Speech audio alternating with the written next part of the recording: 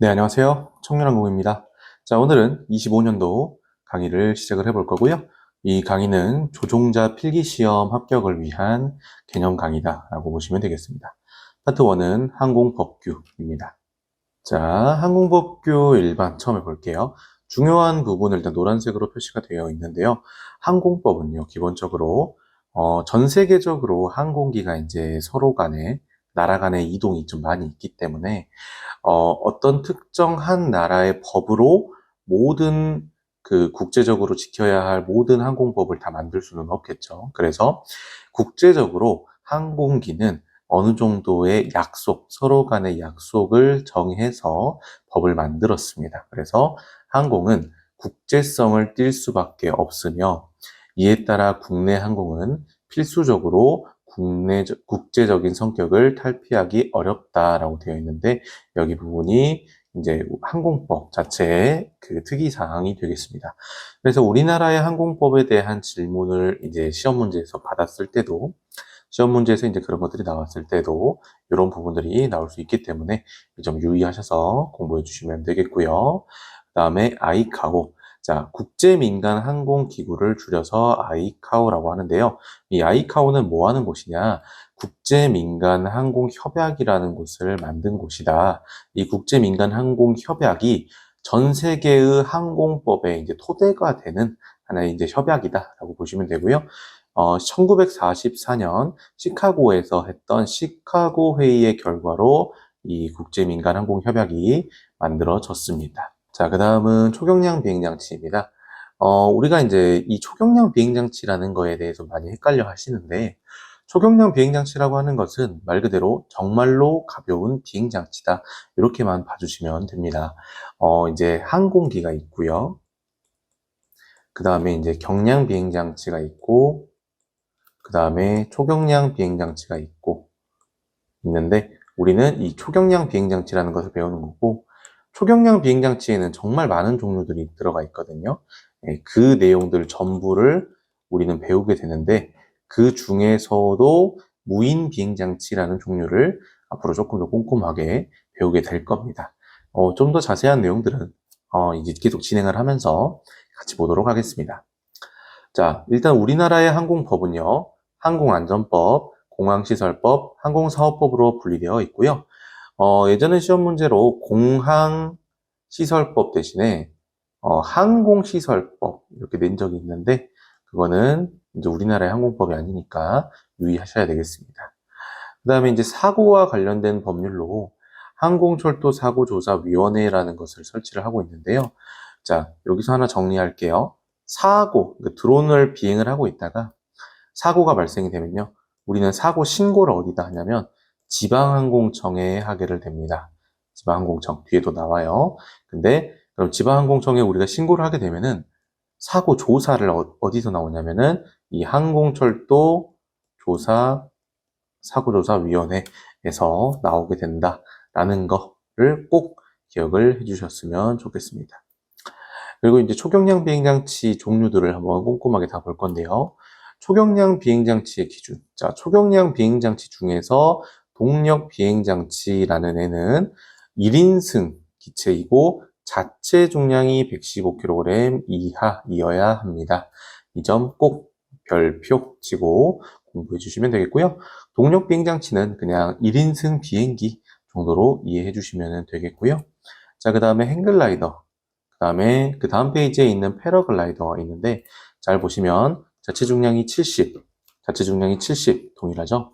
행글라이더와 패러글라이더의 무게 기준은 자체 중량 70kg 이하라고 법으로 지정이 되어 있는 거고, 이 말은 좀 다시 해석을 해보면, 만약에 자체 중량이 70kg을 초과한다. 뭐, 예를 들어서 71kg 뭐 이렇게 됐다 하면은 걔네들은 행글라이더나 패러글라이더 종류로서 치지를 않겠다. 납득을 할 수 없다. 법적으로 인정을 해주지 않겠다. 초경량 비행장치로도 인정을 하지 않겠다라고 하는 겁니다. 자, 그 다음에 중요한 것은 무인 비행장치인데요. 무인 비행장치는 나중에 조금 더 나오긴 하는데 얘는 자체 중량이 150kg 이하인 기체들만 무인 비행장치다라고 할 수 있습니다. 무인 비행장치라고 하는 것은 사람이 타지 않는 비행장치 종류를 다 그냥 무인 비행장치라고 부른다는 점 알고 계셔야 되고요. 그 다음에 이제 초경량 비행장치들의 사진들이 여러 개가 나오게 되는데 한 번씩 쭉 읽어보시면서 아, 요런 종류가 있구나라는 거 정도를 알고 계시면 되겠고요. 여기서 가장 중요한 페이지는 바로 여기 21페이지에 있는 무인 비행장치입니다. 무인 비행장치는요, 이렇게 네 종류로 나눠지게 되는데, 지금 첫 번째 사진에 있는 거가 무인 비행기, 두 번째가 무인 헬리콥터, 세 번째가 무인 멀티콥터, 네 번째가 무인 비행선 되겠습니다. 그리고 이 무인 비행기, 무인 헬리콥터, 무인 멀티콥터까지 이 세 개를 묶어서 무인 동력 비행장치라고 합니다. 그래서 간단하게 조금 정리를 해보자면은 초경량 비행장치라는 범위 안에 뭐 여러 가지 기체들이 있겠지만은 그 중에서 우리는 첫 번째로 중요하게 공부를 했던 게 동력 비행장치. 얘는 1인승 비행기라고 했죠. 그리고 2번이 행글라이더, 그다음에 패러글라이더. 얘를 묶어서 인력 활공기라고도 합니다. 그리고 또 세 번째가 무인 비행장치, 무인 비행장치라는 게 있고, 이 무인 비행장치 안에 무인 동력 비행장치라는 게 있고, 무인 비행선이 있다. 그리고 이 무인 동력 비행장치 안에 이 무인 비행기, 무인 헬리콥터, 무인 멀티콥터가 들어간다라는 거 알고 계시면 되겠고요. 물론 초경량 비행장치 안에 요 세 개 말고도 뭐 낙하산도 들어가고 여러 가지 뭐 많이 들어갑니다. 여러분들께서 시험 공부하실 때 제일 중요하게 보셔야 될 게 요거 세 가지라서 요것만 짚고 넘어가는 거고요. 그리고 여기 보면은 고정익, 회전익이라는 말이 있는데 고정익이라고 하는 것은 날개가 고정되어 있다. 이 비행기 보면 날개가 고정되어 있죠. 날개가 파닥파닥거리면서 움직이지는 않으니까. 그 다음에 이제 무인 회전익, 2번하고 3번 같이 이 프로펠러, 이런 것들이 장착된 애들, 그렇게 해서 프로펠러가 회전하는 형태를 무인 회전익이라고 합니다. 그래서 알고 계시면 되겠고요. 자, 그러면 이제 용도, 어디에 쓰이느냐? 일단은 뭐 무인 비행기는요, 보통 우리가 그 미군에서 무인 전투기로 많이 쓰고요. 무인 헬리콥터는 농약살포 등에도 많이 쓰긴 합니다. 그 멀티콥터 전에는 헬리콥터를 많이 썼고, 멀티콥터가 발전을 하면서 이제 농약살포도 이제 멀티콥터가 열심히 많이 하고 있죠. 뭐 헬리콥터도 농약살포 쓰기는 합니다. 농협에서 또 쓰는 게 헬리콥터 종류가 많이 있더라고요. 그 다음에 이제 무인 비행선은 뭐 행사 같은 데서 주로 많이 쓰이게 됩니다. 자, 여기서 중요한 거 정리 하나 하고 가겠습니다. 항공기, 경량 항공기, 초경량 비행장치 이렇게 세 종류를 볼 건데요. 항공기는 이제 비행기, 비행선, 항공기, 헬리콥터 종류를 항공기라고 하고요. 대신에 항공기의 법적인 정의를 보면은 그 공기의 반작용을 이용을 해서 비행하는 비행장치라고 돼 있거든요. 조금 더 쉽게 풀이를 하면 공기를 빨아들이면서 밀어냈다가 그 앞으로 나가는 장치라는 거고요. 그래서 뭐 약간 프로펠러를 사용을 하든지 아니면 그 비행기 날개 밑에 있는 이런 원통형의 제트 엔진을 사용하든지 해서 공기를 빨아들인 다음에 내보내면서 양력을 발생을 시키는, 양력이라는 말은 그 비행체를 위로 올리기 위한 힘인데 뒷페이지에 또 나옵니다. 하여튼 그래서 이제 이런 형태를, 그래서 공기를 빨아들여서 내보내면서 나가는 형태를 항공기 종류라고 합니다. 결국엔 이거 세 개 다 항공기 종류이기는 해요. 어찌됐든 원리적으로 봤을 때. 근데 이제 무게가 다르니까 이렇게 항공기, 경량 항공기, 초경량 비행장치 나눠져 있는 거라고 보시면 되겠고요. 대신에 항공기 종류 중에 우주선, 미사일은 얘네들은 사실상 공기를 밀어내면서 비행을 하는 비행체가 아니라 그냥 우주에서 자체적인 추진 시스템으로 비행을 하는 비행체로 보기 때문에 항공기로 보지 않는다는 거 주의하셔야 되고요. 대신 대기권 내외를 비행하는 왕복 우주선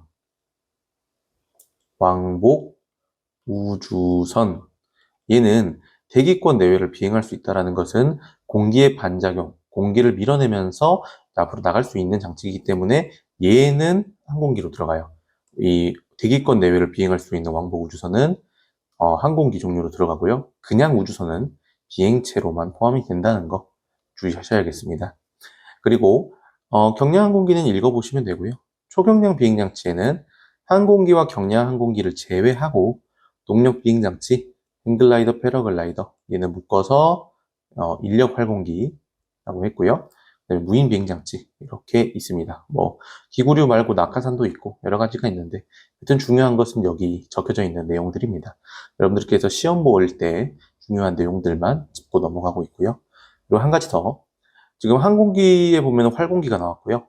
그 다음에 초경량 비행장치에서 아까 인력활공기를 얘기를 했는데 주의하실 거, 초경량 비행장치의 활공기 종류 중에서 초경량에 들어갈 수 있는 것은 인력 활공기일 뿐이다.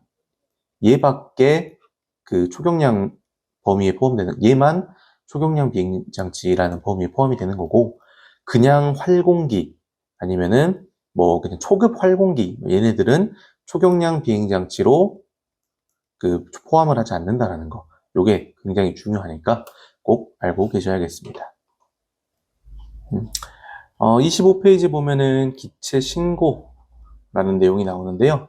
기체 신고라고 하는 것은 쉽게 설명하면 우리 자동차도 번호판이 있듯이 이 기체 신고라는 것도 그냥 번호판 부여받으려고 하는 신고다라고 보시면 되겠습니다. 그래서 드론에는 그 번호판이 붙어 있죠. 종이로 해가지고 여러분들이 일종 자격증 이제 따려고 그 학원 가서 이제 하시다 보면은 드론에 C4 뭐 NM 뭐뭐뭐 적혀 있거나 C3CM 뭐 이렇게 적혀져 있거나 하는 게 그 드론에 적혀져 있는데 이게 번호판입니다. 일단 이 번호판을 받기 위해서 하는 신고가 기체 신고이고, 번호판을 받았다라는 것은 이 기체 신고를 함으로써 이 기체의 소유자가 누구인지 명확하게 할 수 있다라는 거죠. 그래서 여러분들께서 이 쭉 많은 내용을 다 외울 필요는 없고 중요한 것은 바로 여기입니다. 기체 신고를 누구한테 합니까? 라는 시험 문제가 나오면은 여러분들은 국토부 장관을 정답으로 골라주시면 되겠고요. 기체 신고 서류를 누구한테 제출합니까? 혹은 기체 신고서를 누구에게 제출합니까? 라는 말이 이제 시험 문제 나오면은 TS 교통안전공단 이사장을 정답으로 골라주시면 되겠습니다. 자, 이거를 지금 짚고 넘어가는 이유는요. 기체 신고가요. 뭐 뒷페이지 또 나오긴 하지만 최초 신고, 처음에 이제 기체 막 샀을 때 하는 신고, 그다음에 변경 신고, 그다음에 이전 신고, 그다음에 말소 신고 뭐 이렇게 다 나눠지게 되는데 결국에 얘네 네 개들 다 기체 신고거든요. 기체 신고에 들어가는 내용이라서 얘네들 신고 누구한테 합니까? 하면은 국토부 장관이 정답인 거고, 얘네를 신고하기 위한 신고서를 누구한테 냅니까? 하면은 이사장한테 제출한다로 알고 계시면 되겠습니다. 요거 굉장히 중요하니까 정확하게 기억을 하고 넘어가셔야 합니다. 자, 그 다음에 신고를 필요로 하지 아니하는 초경량 비행장치 범위가 있는데요. 읽어보시면 됩니다. 쭉 읽어보시면 돼요. 중요한 내용인데 대신에 요거 5번하고 6번은 뒷페이지에 따로 제가 표를 정리를 해놨거든요. 그래서 이제 표에서 볼 거고요. 나머지는 그냥 쭉 읽어보시면 되는데 독특하게 하나 알아야 될 게 이 계류식 무인 비행장치라는 게 있습니다. 계류식이라고 하는 것은 뭐라고 써져 있냐면 정의를 찾아보면은 이제 끈이나 와이어 같은 줄을 이용을 해서 그 드론 같은 거를 묶어가지고 드론이나 열기구 같은 거 묶어가지고 일정 고도 이상, 일정 범위 이상 벗어날 수 없게 해놓은 것이 이제 계류식이라고 합니다. 이 계류식은 기체 신고를 하지 않는다라는 거, 기체 신고를 하지 않는다라는 거 꼭 알고 계셔야 되고요. 시험 문제에서 다음 중 기체 신고를 하지 아니하는이라는 게 안 한다는 거죠. 하지 아니하는 초경량 비행장치는 해가지고 어쩌고저쩌고 적혀져 있는데 뭐 예를 들어 선지 3번에 계류식 이렇게 적혀져 있다. 그러면은 계류식이라는 단어만 딱 보고 이거는 기체 신고하지 않는 거였지 하고 체크를 해주시면 된다라는 거 이해해 주시면 되겠고요. 그 다음에 기체 신고를 할 때 여러분들이 이제 기체 신고는 아까 국토부 장관한테 한다 했고, 기체 신고서는 이사장한테, 교통안전공단 이사장한테 제출을 한다고 했는데, 그러면은 서류를 가지고 갈 때 뭐 아무 서류나 들고 갈 수는 없잖아요. 법적으로 어떤 서류를 준비를 해야 되냐면 그 기체를 소유하거나 사용할 수 있는 권리가 있음을 증명하는 서류. 뭐 영수증도 이제 구매 영수증도 포함이 되는 경우도 있습니다. 경우에 따라서. 혹은 이제 그 매매 확인서 같은 거. 네, 뭐 이런 것들이 되겠죠. 그 다음에 초경량 비행장치의 재원과 성능표, 그 다음에 가로 15cm, 세로 10cm의 측면 사진인데 대신에 무인 비행장치는 기체 제작 번호 전체, 그러니까 시리얼 넘버를 그 촬영해서 같이 첨부를 해줘야 됩니다. 요게 참 중요한 내용이니까요. 요거 별표 쳐놓으시기 바랍니다. 자, 그 다음에 봐야 될 내용은 29페이지 변경신고입니다. 자, 아까 전에 기체신고 종류가 4종류가 있다 했습니다. 처음에 하는 최초신고, 그 다음에 변경신고, 그 다음에 이전신고, 그 다음에 말소신고라는 것이 이렇게 존재한다라고 말씀을 드렸고요. 최초 신고는 그냥 기체 처음에 샀을 때 하는 거고요. 변경 신고는 여기 지금 나와 있는 제가 이렇게 표시를 이렇게 해놓을게요.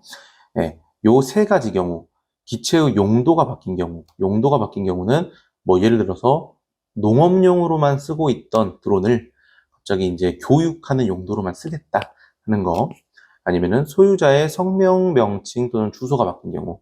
여기서의 성명 명칭이 바뀌었다는 것은 개명을 했다라는 겁니다. 그러니까 사람은 바뀌지 않았고 그냥 사람의 이름만 바뀐 경우. 그리고 보관 장소.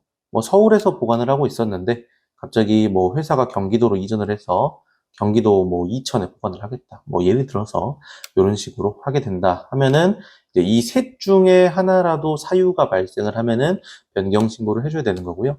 이전 신고는 주인이 바뀌었을 때, 그러니까 소유권 자체가 아예 바뀌었을 때, 그러니까 사람이 바뀌었을 때, 내가 누군가한테 기체를 팔았을 때, 그때 이전 신고를 하는 거고요.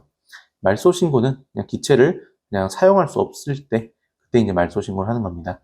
그리고 중요한 거, 말소 신고는 15일 안에 이 사유가 발생하고 나서 15일 안에 신고를 해줘야 되고요. 나머지는 싹 다 30일 이내에 신고를 해주면 됩니다. 시험 문제에서 여러분들께서 예를 들어서 시험 문제에 주소 변경에 대한 사항으로 뭐 잘못된 것은 이렇게 물어봤는데 이제 거기서 15일 안에 신고를 해야 된다 이런 말이 적혀져 있어요. 그러면 그거는 틀린 말이겠죠. 그냥 말소만 15일이고 나머지 모든 신고는 다 30일이 정답이 맞으니까 요거 참 중요하니까 꼭 기억해 주시면 좋겠습니다. 그 다음은 안전성 인증인데요.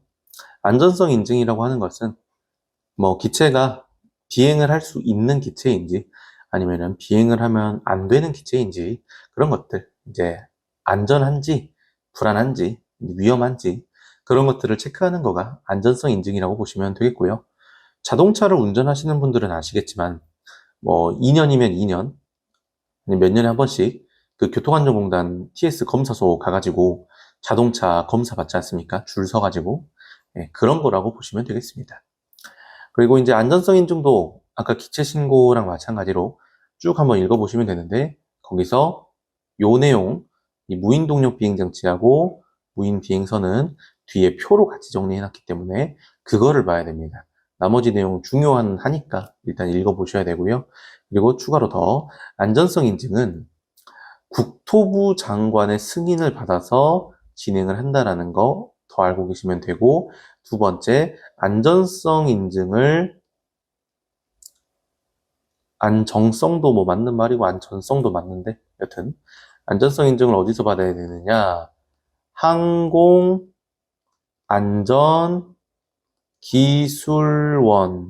항공안전기술원이라는 곳에서 받는다라는 게 중요합니다. 안전성 인증 검사 종류를 볼 건데요. 안전성 인증 검사도 4종류로 나눠집니다. 초도, 정기, 수시, 재검사 이렇게 들어가고요. 초도 검사는 처음에 안전성 인증 받는 거고, 정기 검사는 안전성 인증 유효기간 현재는 2년이고요. 2년이 만료일 거의 다 되기 전에 받아야 되는 거고, 수시검사는 대수리, 대개조 한 경우, 대수리, 대개조라는 것은 크게 수리를 했거나 아니면은 개조했을 때 하는 검사가 수시검사입니다. 재검사는 이제 앞서서 했던 초도검사, 정기검사, 수시검사에서 떨어지고 6개월 이내에 다시 실시하는 검사입니다. 자, 조종자 증명인데요. 조종자 증명이라고 하는 것은 그냥 자격증이 있느냐, 이제 그거 물어보는 거고요. 자격증을, 모든 기체를 운용을 할 때 자격증이 필요한 것은 아닙니다. 자격증 없어도 쓸 수 있는 기체가 있기는 있어요. 물론 무게가 좀 가볍거나 그러긴 할 텐데, 하여튼, 그래서 쭉 한 번씩 읽어봐 주시면 됩니다. 중요한 내용이에요.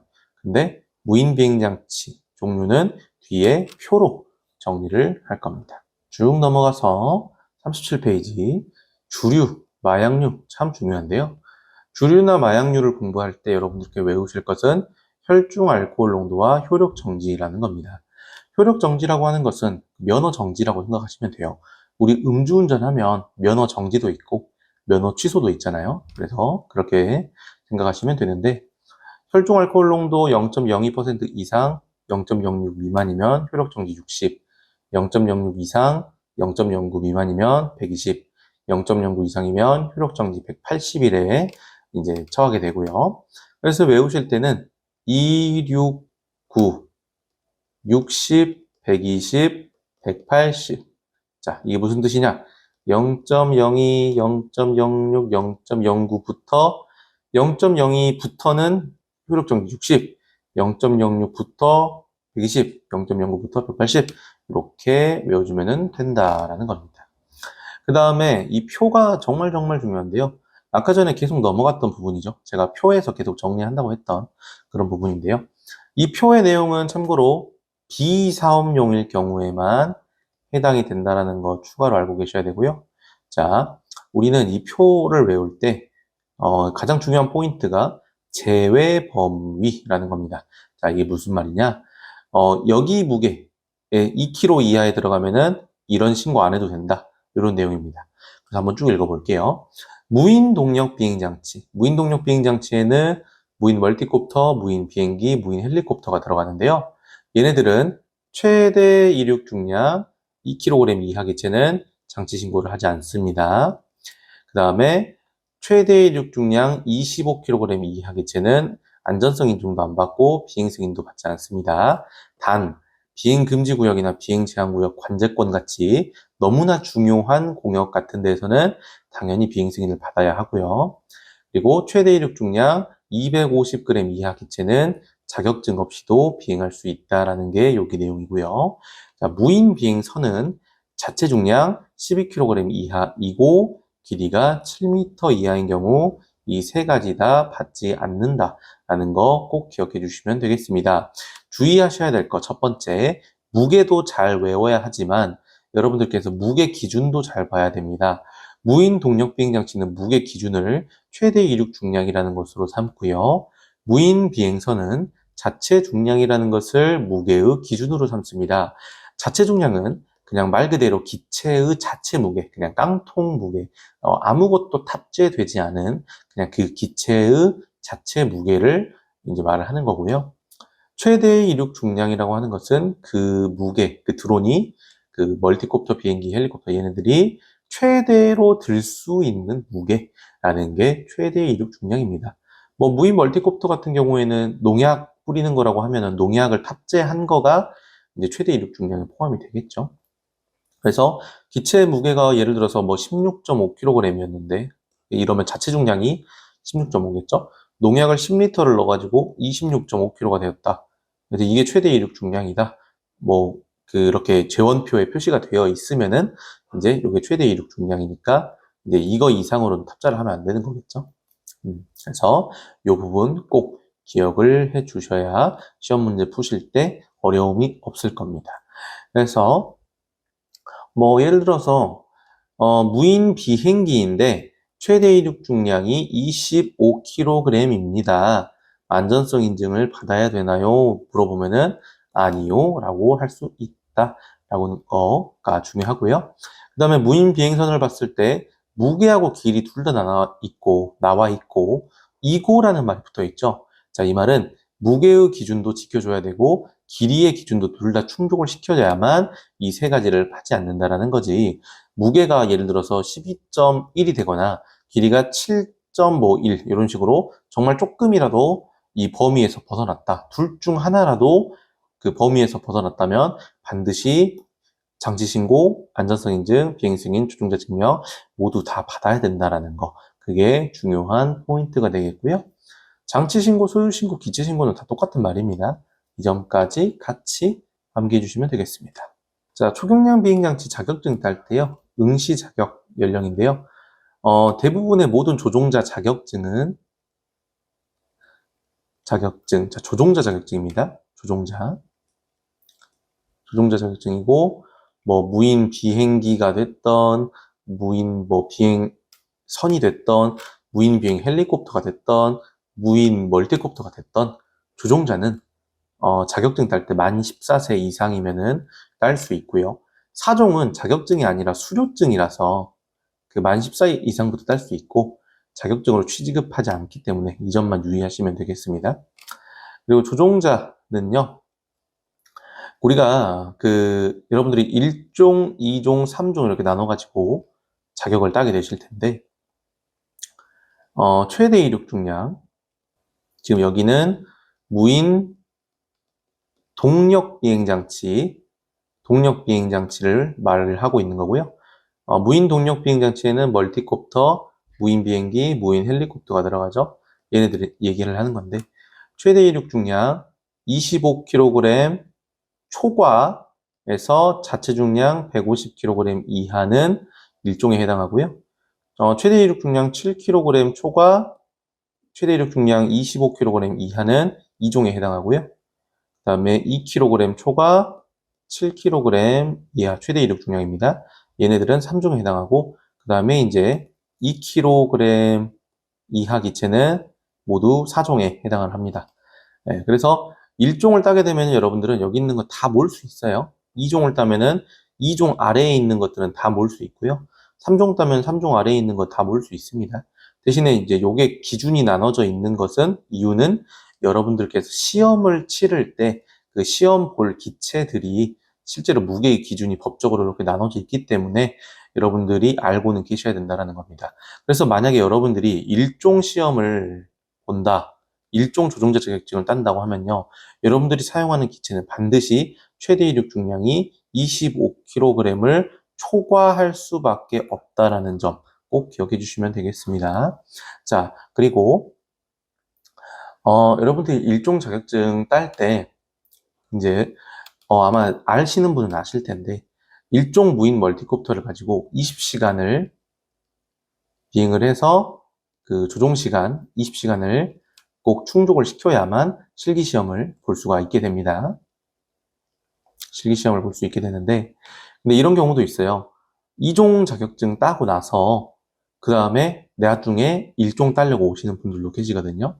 이러면은 여기 다음 페이지에 좀 정리를 할게요. 여기다가 자, 1종, 2종, 3종 이렇게 나눠서, 자, 1종은 비행시간 20시간, 2종은 비행시간 10시간, 3종은 비행시간 6시간을 의무적으로 비행을 해야 됩니다. 아마 여러분들께서 실제로 비행을 하시면 이 시간대보다 더 비행을 하게 되실 건데요.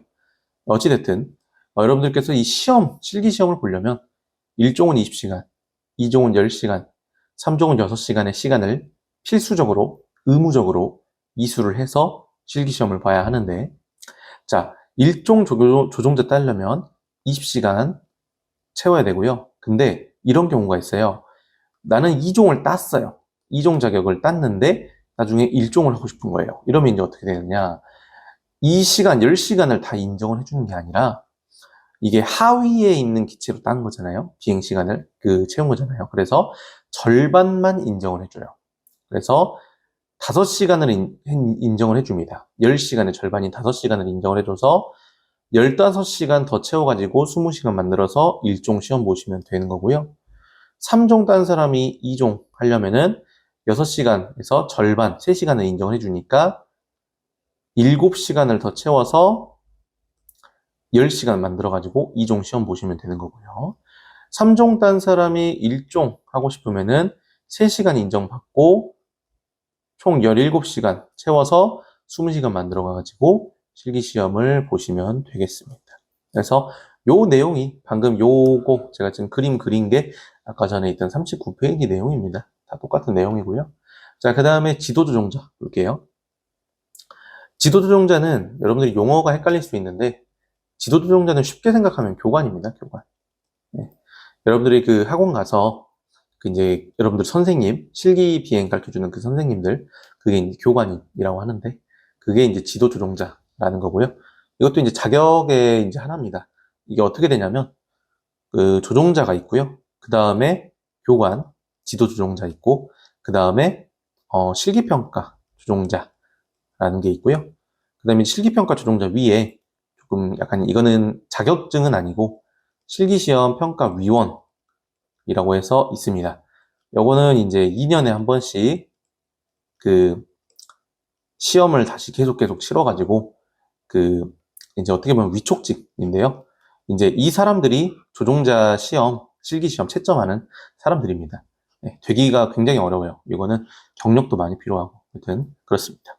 하여튼 자격증이 뭐 얼추 이런 식으로 진행이 이제 되게 되는데, 여러분들이 이제 지금 배우시는 이 지도조종자, 그러니까 여기 교관은 일단 나이가 만 18세 이상이어야 되고요. 그리고 비행조종 시간이 총 100시간 이상이어야 합니다. 100시간 이상. 자, 무슨 말이냐? 여러분들이 일단 교관을 하려면 조종자는 무조건 1종을 따야 되거든요. 교관을 하고 싶으면. 1종 조종자 때 20시간을 인정을 받았으니까 80시간을 더 채워서 총 100시간을 만들어서 교관 시험을 볼 수 있다라는 게 여기 내용이고요. 그 다음에 지도조종자 등록 취소 중요한데 이거는 뭐냐면 교관으로 자격증 이제 등록해가지고 딴 사람이 나중에 교관 자격증이 취소가 되는 경우입니다. 이건 뭐냐면 행정처분을 받은 경우인데 단 30일 이하의 행정처분을 받은 경우는 취소가 되지 않습니다. 요거까지 같이 알고 계시면 되고요. 자, 무슨 말이냐? 교관 자격증 딴 사람이 어떤 잘못을 저질렀는데 당신은 뭐 면허 정지, 그러니까 효력 정지 20일입니다. 하면은 그냥 진짜 20일 동안만 효력 정지가 되는 거고 교관 자격은 취소가 되지 않는다라는 거. 네, 이런 내용입니다. 30일을 넘으면 교관 자격은 취소가 돼요. 자, 그리고 허위로 작성된 비행 경력증명서를 확인하지 않고 서명한 경우 비행 경력증명서가 여러분들이 이제 20시간이면 20시간, 10시간이면 10시간 그거 시간 적혀져 있는 증명서입니다. 교관이 이제 그 로그북을 토대로 작성을 하게 되는데 뭐 여튼 그것은 중요한 내용은 아니고 어쨌든 경력증명서 잘못 서명하면은 안 된다. 그리고 경력증명서나 로그북 허위 제출하는 것도 당연히 자격증 취소 사유이고 실기시험위원으로 지정된 사람이 부정한 방법으로 실기시험을 진행한 경우도 자격증, 교관 자격증 취소가 되고요. 거짓이나 그 밖의 부정한 방법으로 교관으로 등록된 경우도 이제 교관 취소가 되겠죠. 물론 지금 여기 네 번째 보면은 실기시험위원으로 지정된 사람이 부정한 방법으로 실기시험을 진행한 경우라고 적혀져 있는데 아직까지 교관은 그 필기시험만 봅니다. 네, 아직은 필기시험만 봐요. 뭐 나중에 실기시험 생기긴 하겠지만은 어찌됐든 요거는 이제 법에 그냥 그렇게 적혀져 있어서 이 내용이 들어가 있는 거고 실제로 아직까지 교관은 필기시험만 보게 됩니다. 뭐 25년도에 하반기가 들어서 실기시험이 들어갈 수도 있긴 해요. 교관 시험에. 근데 그거는 아직 미지수라서 정해진 것은 없습니다. 자, 그다음에 전문교육기관입니다. 여러분들께서 이제 드론을 배우게 되면 보통 전문교육기관 아니면 사설교육기관 이 둘 중 하나의 교육기관에 가서 이제 교육을 받게 될 텐데요. 어떤 차이가 있냐면 전문교육기관은 약간 직업학교처럼 정해진 커리큘럼이 있어요. 그래가지고 예를 들어서 뭐 3월 뭐 1기 해가지고 이제 한 기수 이렇게 뭐 한 달짜리로 이렇게 쭉 받는다든지 이런 식으로 이제 정해진 그 시간표대로 나와가지고 시간과 일정표대로 나와가지고 여러분들께서 수업을 받아야 됩니다. 네, 이게 이제 그게 있고 그 다음에 필기 시험을 자체 시험으로 치르게 됩니다. 이게 학원에서 볼 수 있어요. 자체를 볼 수 있고요. 자체 시험으로 볼 수 있다라는 게 있고 그 다음에 이제 실기 시험을 학원에서 그 이제 보기는 봐요. 이 실기평가위원이 그 전문교육기관 와가지고, 출장을 와가지고, 여러분들 채점을 하게 될 텐데, 이 실기시험이 전문교육기관은 한 달에 한 번이에요. 한 달에 한 번. 이게 한 달에 한 번 정도 있다라는 거. 그래서 만약에 이제 실기시험을 한 번 떨어졌을 때, 운이 좀 나쁘게 돼가지고 실기시험을 한 번 떨어졌을 때, 다음 시험을 보려면 그 다음 달에, 한 달 뒤에 봐야 된다는 게 조금 단점이 있고요. 네, 그런 게 있습니다. 그 다음에 이제 사설교육기관의 장점은 이제, 단점으로 하나 꼽자면은 필기시험을 교통안전공단 가서 봐야 된다는 게 있는데, 근데 어차피 여러분들도 아시다시피 국가자격증 시험이 문제은행 방식으로도 많이 나오고요. 그리고 여러분들께서 지금 이 강의를 보시면서 충분히 공부를 하게 되면은 뭐 필기시험 합격을 하는데 크게 어려울 건 없으실 거라. 이제 그것은 이제 내가 학원에서 그냥 볼 거냐, 교통안전공단 가서 볼 거냐, 그냥 그 차이일 뿐입니다. 그 다음에 이제 실기시험의 경우는 이게 거의 매주 화요일, 수요일 날에 시험을 볼 수 있어요. 거의 매주. 예, 뭐 공휴일이 있는 주는 실기시험이 없는데 거의 매주 화요일, 수요일마다 화수 이렇게 실기시험이 있습니다. 그래서 실기시험 만약에 한번 떨어지더라도 좀 짧은 기간 내에 실기시험을 볼 수 있는 장점이 있고요. 그리고 이제 교육 커리큘럼을 뭐 반드시 딱 규정화해서 정해놓지는 않고 그 교육생들하고 시간표를 맞춰서 교육생과 시간을 맞춰서 수업을 받을 수 있어요. 그래서 근무 환경이 조금 시간이 유동적이신 분들, 뭐 예를 들어서 야간 당직 서시거나 뭐 비번 이렇게 돌아가시는 분들, 이런 분들은 이제 좀 더 사설교육관 기관에서 자격증을 따셔도 조금 더 용이하겠죠. 교육생분들 시간을 최대한 맞춰볼 수 있으니까 그런 게 좀 장단점이 있습니다.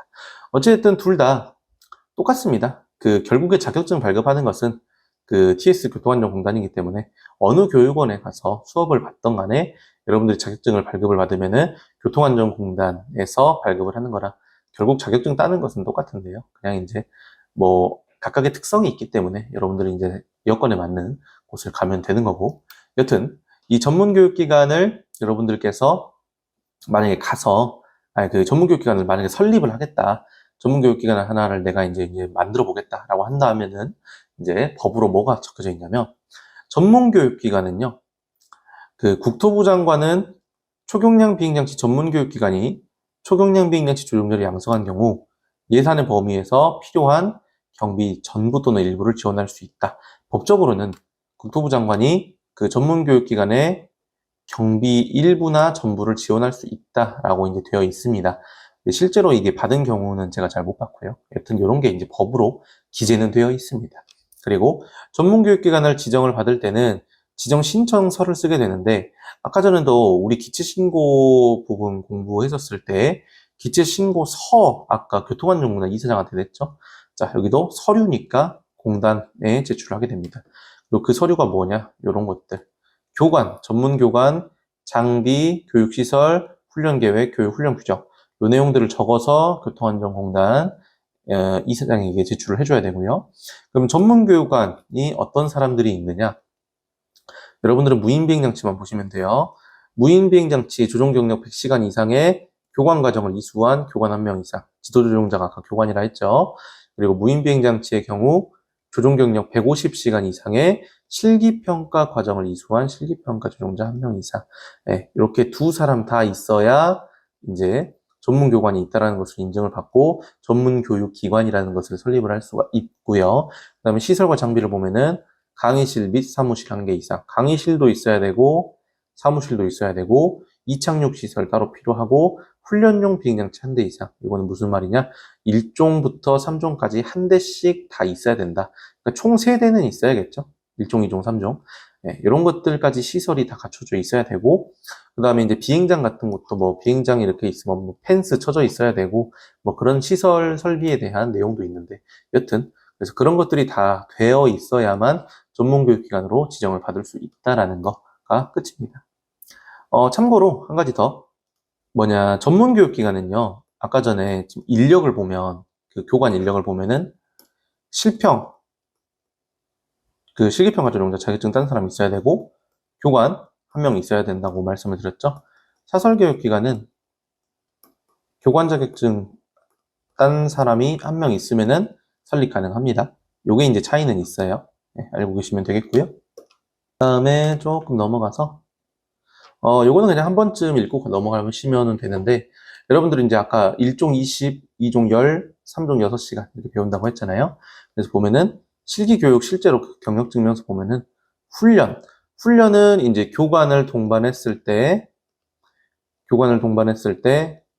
그 교관이 옆에서 이제 트레이너 모드라는 게 있어요. 그 트레이닝 모드라는 것을 사용을 해서 조종기의 모드를 바꿔서 같이 이제 옆에 딱 붙어가지고 이제 하는 거. 그게 이제 훈련 시간이고요.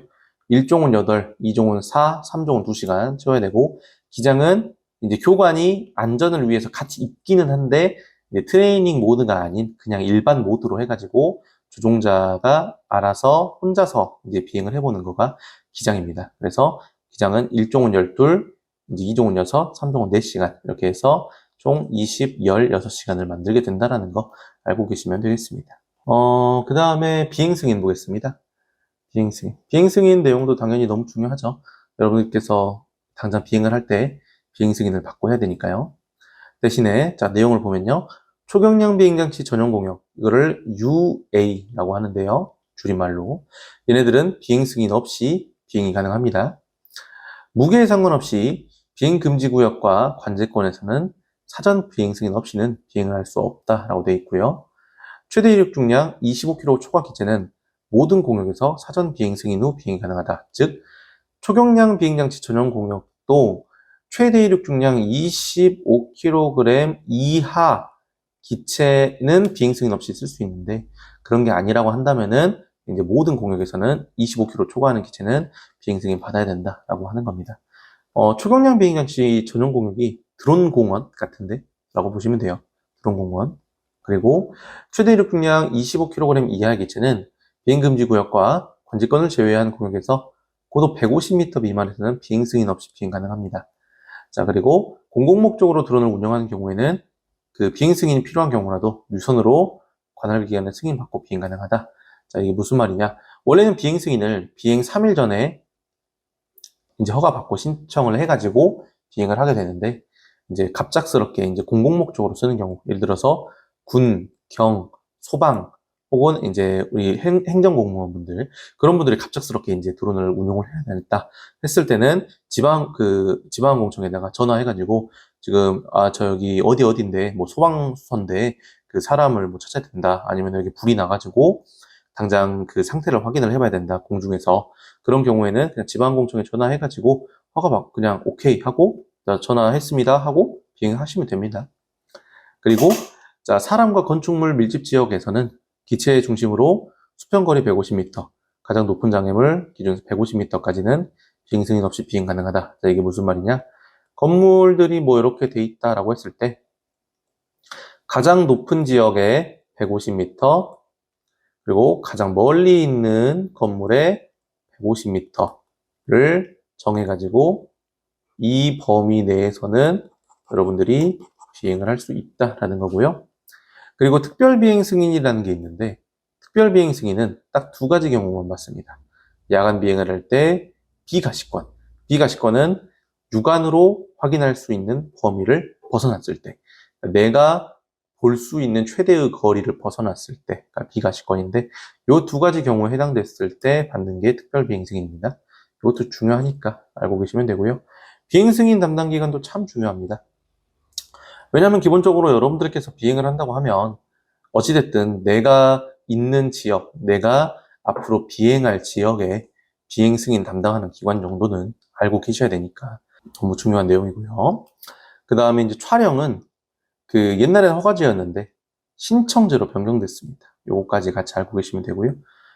그 다음에 조금 넘어가서 요거 되게 중요한 부분이긴 한데요. 그 관제공역, 통제공역, 주의공역, 관제권이라도 밑에 있는 사유를 충족하면 6개월 범위에서 비행 승인 가능하다라고 되어 있습니다. 교육 목적으로 비행해야 되고, 최대 이륙 중량 7kg 이하의 무인 비행장치, 학교 운동장, 방과후 활동이나 정규 활동, 그리고 AGL 20은 내가 서 있는 위치에서 20m라는 뜻입니다. 네, 절대 고도라고 하는데, 그냥 쉽게 생각해서 내가 서 있는 위치에서 20m, 하여튼 20m 이내, 그리고 비행 방법이 금지 구역의 지정 목적을 저해하지 않는 경우에는 6개월에 한 번씩만 비행 승인을 받으면 된다라는 겁니다. 그리고 추가로 하나 알아야 될 거. 무인 비행 장치는요. 무인 비행 장치의 경우 12개월 범위에서 비행 승인이 가능하다고 이제 지금은 갱신이 조금 됐습니다. 제가 여기 추가를 깜빡하고 못해가지고 이거 추가로 일단 적어서 안내를 드릴게요. 여튼 그래서 이게 무슨 말이냐? 조금 더 쉽게 설명하면 요 6가지 목적을 달성을 했다고 한다면 무인 비행 장치는 비행 승인을 1년에 한 번씩 갱신을 하면 된다. 그러니까 1월부터 12월까지를 비행 승인을 다 한 번에 받을 수 있고 다음 연도 거 또 1년 또 한 번에 받을 수 있고 이렇게 할 수 있다라는 겁니다. 근데 대체적으로 이 6가지 경우에 해당하는 것은 학교에서 수업하는 경우가 대부분이죠. 알고 계시면 되겠고요. 자, 그 다음에 이거 참 중요한 내용인데요. 공역에 관련된 내용 중 등급에 따라서 나눠지는 공역입니다.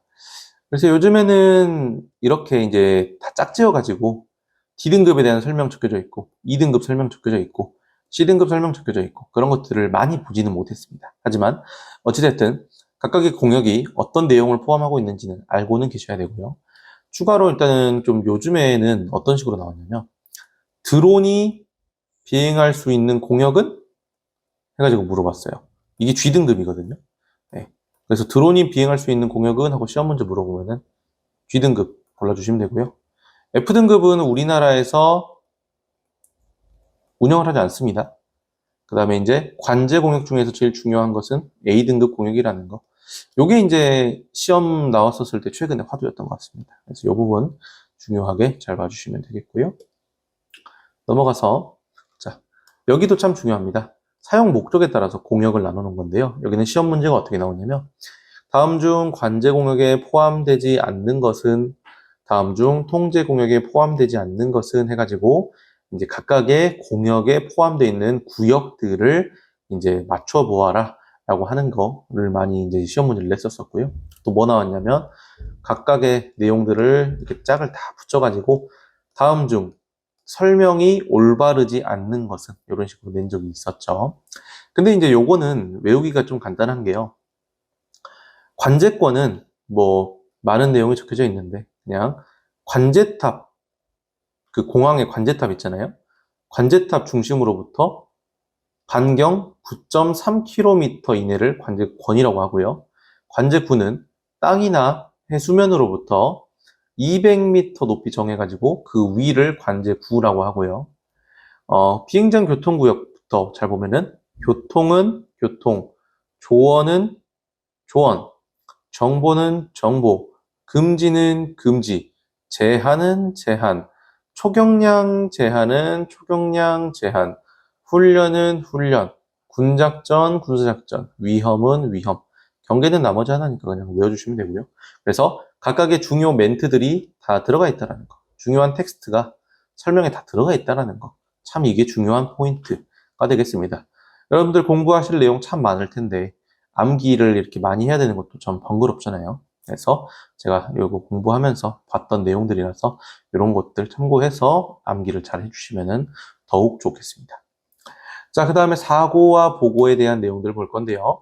일단 기본적으로 초경량 비행장치 사고라고 하는 것은 법적으로 이륙부터 착륙하는 순간에 발생한 사고를 초경량 비행장치 사고라고 하고요. 예를 들어서 경납고에 있는 기체에서 부품이 떨어져 가지고 사람이 다쳤다, 사람이 사상을 당했다, 다쳤다, 부상을 입었다. 요거는 법적으로 초경량 비행장치 사고로 치지 않습니다. 초경량 비행장치 사고는 이륙부터 착륙하는 순간까지 발생한 사고를 초경량 비행장치 사고라고 하고요. 그 중에서도 사망, 중상, 행방불명, 추락, 충돌, 화재, 그리고 이제 초경량 비행장치 접근이 불가능한 경우를 초경량 비행장치 사고라고 하고요. 우리는 아까 전에 맨 처음 초반에 공부했을 때 그 소경량 비행장치 사고가 나면은 지방항공청장에게 보고를 하라라고 했는데 이 보고할 때 말해야 될 내용이 여기 6가지가 있습니다. 소유자의 이름이나 명칭, 사고 장소와 시간, 맞죠? 장소와 시간, 그 다음에 종류와 신고 번호, 경위는 이유, 그리고 사람의 사성이나 물건의 파손 개요, 사상자의 성명이나 인적사항 파악을 위해서 참고가 될 사항들, 이 6가지를 지방항공청장에게 보고를 해주면 되겠습니다.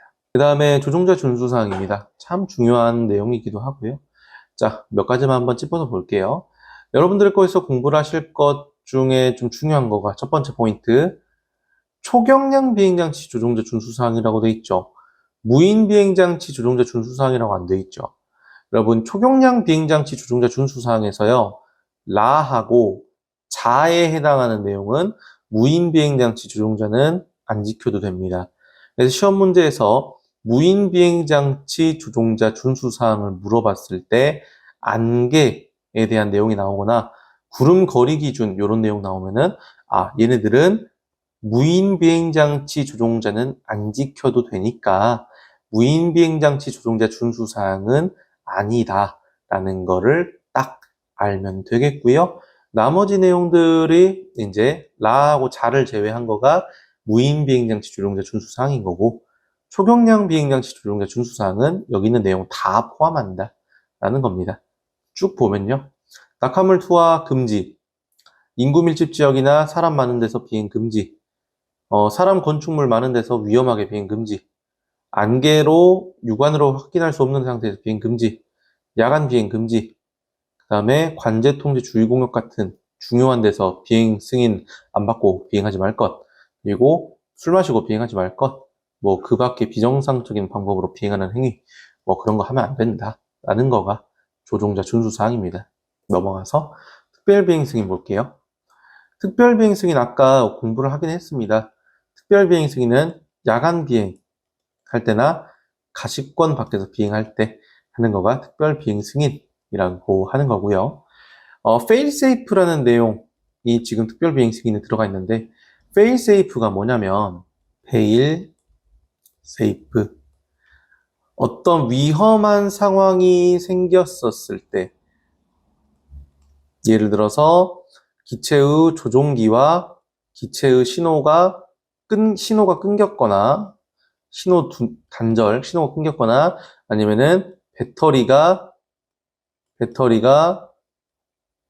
너무 없을 때 이런 경우가 좀 많은데 fail safe라는 것은 이런 위험 상황이 발견이 되었었을 때 미리 설정해 놓은 그 이제 세팅 값대로 동작을 하는 것을 fail safe라고 합니다. 예를 들어서 배터리가 부족하다. 그러면은 그 자리에 기체가 비행하고 있던 그 자리에 그대로 착륙을 해라 라고 세팅을 해 놓으면은 그렇게 착륙을 하고요. 아니면은 신호가 끊겼었을 때 최초 이륙 지점으로 돌아와서 착륙을 해라 라고 세팅을 해 놓으면은 위험 상황이 발생을 했었을 때 실제로 이렇게 작동을 합니다. 이게 fail safe라는 기능이고 fail safe의 정의는 어떤 위험 상황이나 어떤 변경 사항들이 발생을 했었을 때 미리 설정해 놓은 세팅 값으로 이제 돌아오는 그 형태, 설정 이런 것들을 fail safe라고 한다라는 거 알고 계시면 되겠고요. 그 다음에 지금 64페이지까지 내용은요. 뭐냐면 특별 비행 승인을 받기 위해서 알아야 할 사항들인데 야간 비행하고 그 다음에 이제 비가시권 비행할 때 하고 그 준비해야 할 사항들이 되게 많습니다. 진짜 많아요.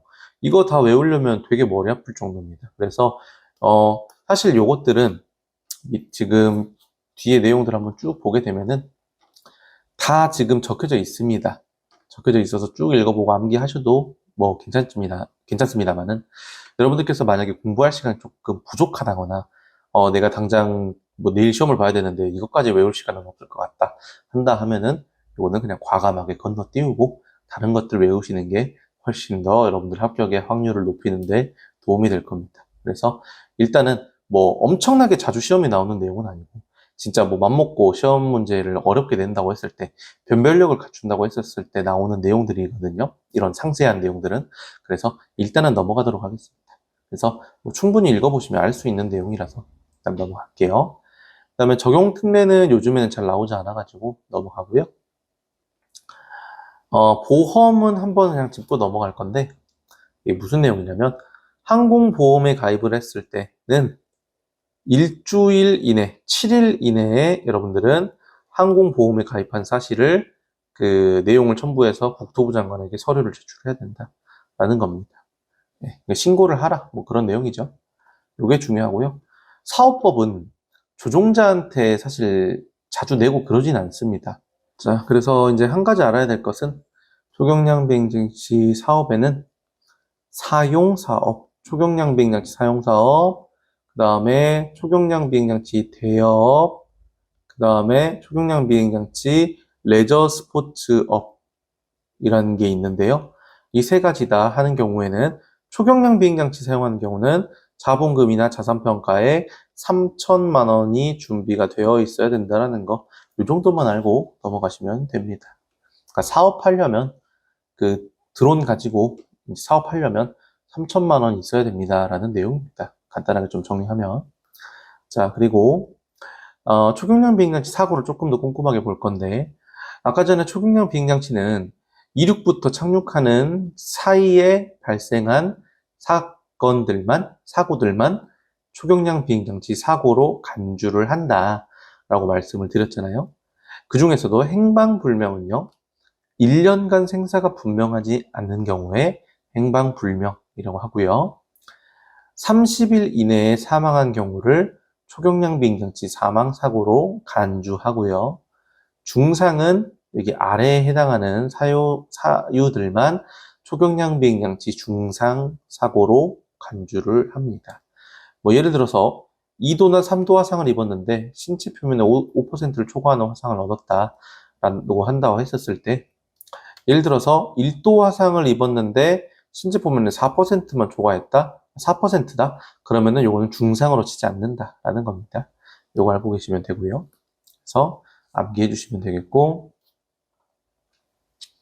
넘어가서 여기 지금 사고가 발생한 거를 항공철도사고조사위원회에 통보해야 된다라고 되어 있는데, 이거는 이제 왜 이렇게 적혀져 있냐면, 우리가 지방항공청에 그 사고에 대한 내용을 신고를 하게 되면은 지방항공청 산하기관인 항공철도 사고조사위원회에서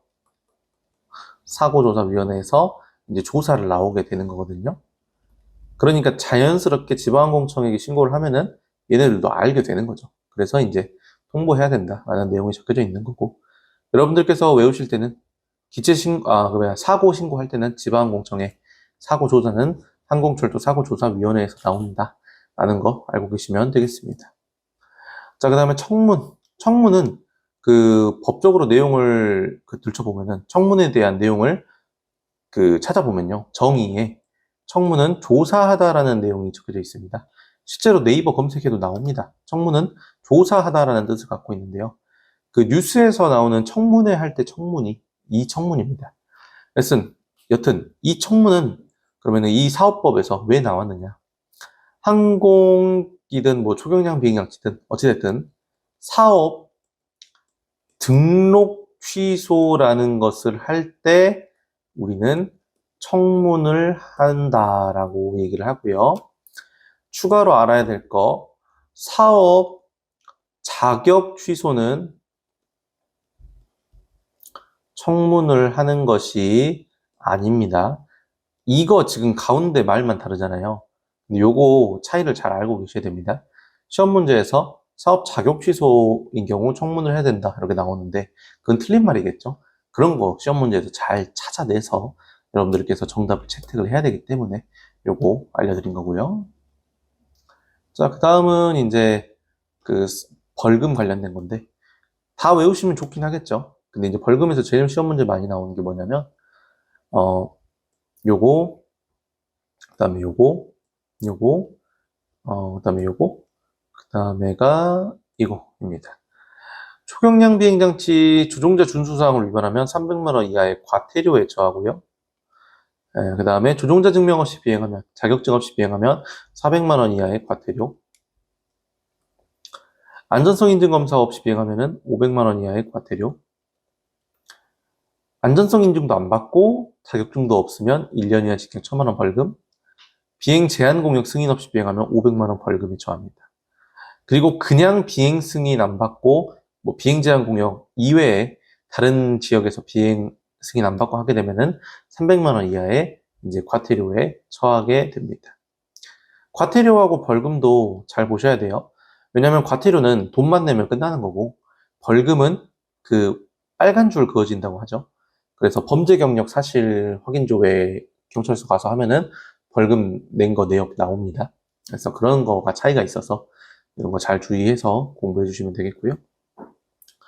그리고 이제 저는 3차에 해당하는 내용만 지금 쭉 진행을 했는데 왜 1차하고 2차를 굳이 짚지 않았냐면 3차에서 절반 깎으면은 1차고요. 75% 깎으면 2차입니다.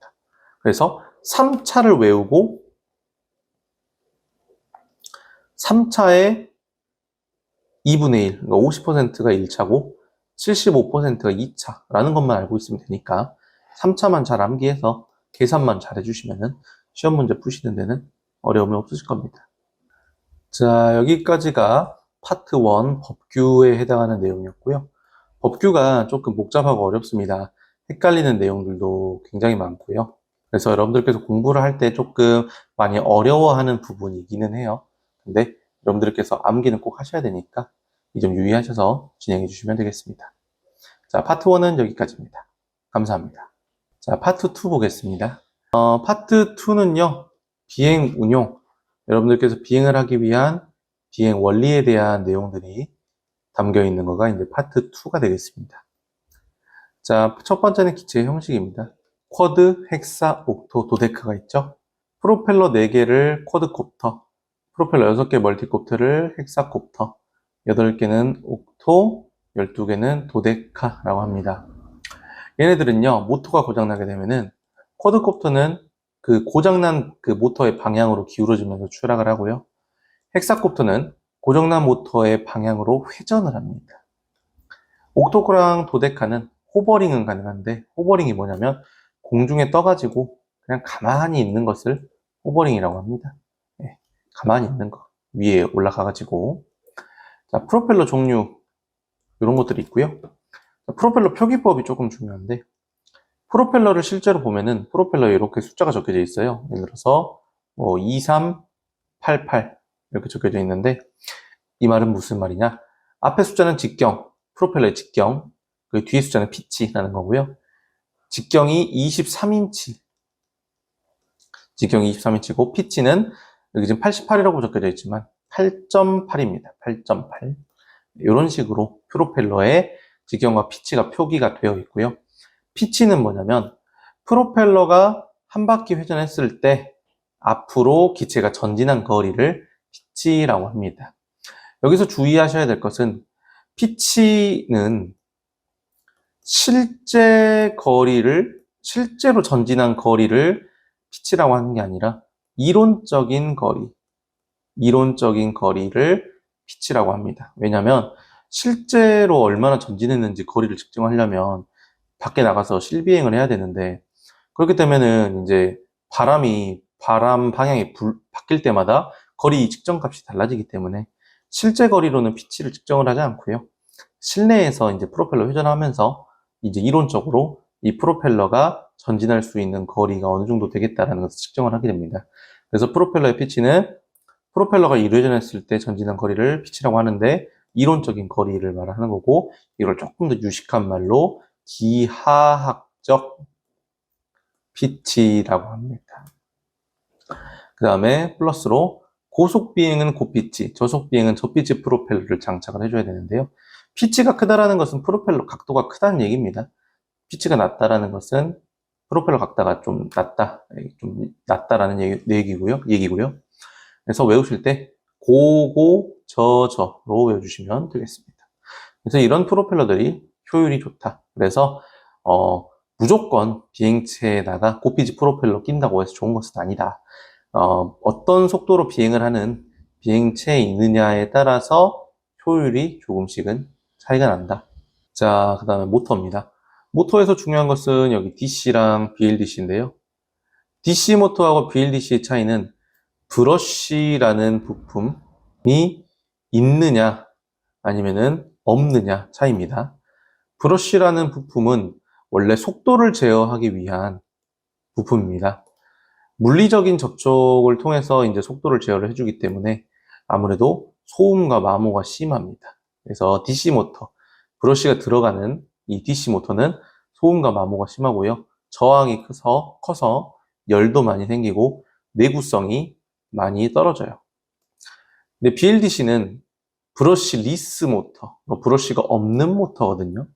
그래서 브러쉬라는 것이 존재하지는 않기 때문에 속도를 제어하기 위한 전용 장치인 변속기가 필요하고요. 변속기를 영어로 ESC라고 합니다.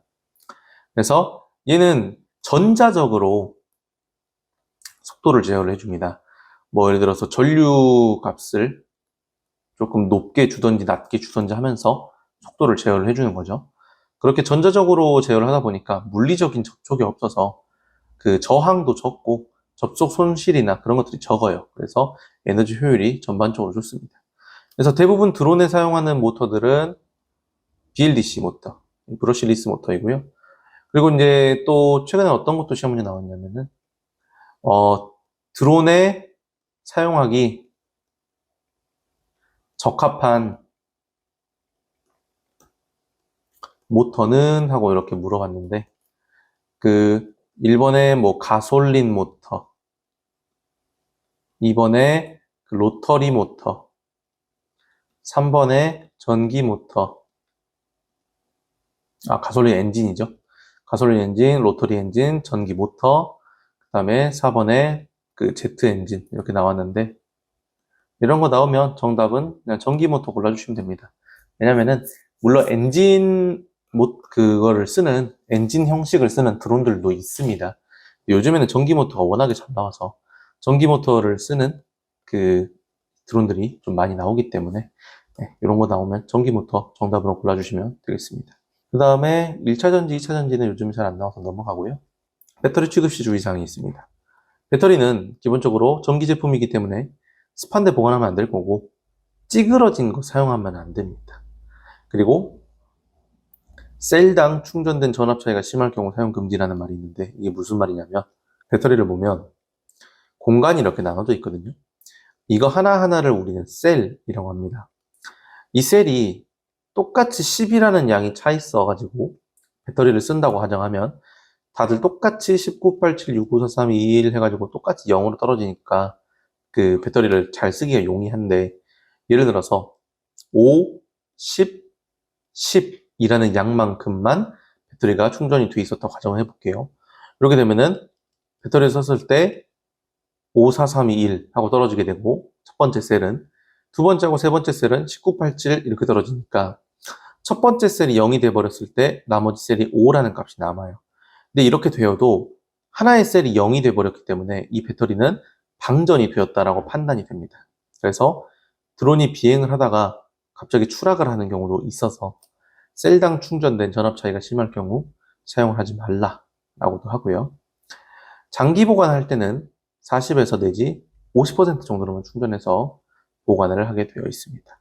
그래서 뭐 이거는 책마다 좀 다르긴 한데 장기 보관할 때는 그냥 50% 정도만 충전하면 되구나. 이 정도만 기억하시면 되겠고요. 배터리 폐기 방법은 1대1불에 소금물에 담가서 방전시켜서 폐기하는 방법도 있고요. 추가로 그 전용 그 폐기시키기 위한 장비가 따로 있습니다. 폐기 장비가 따로 있어요.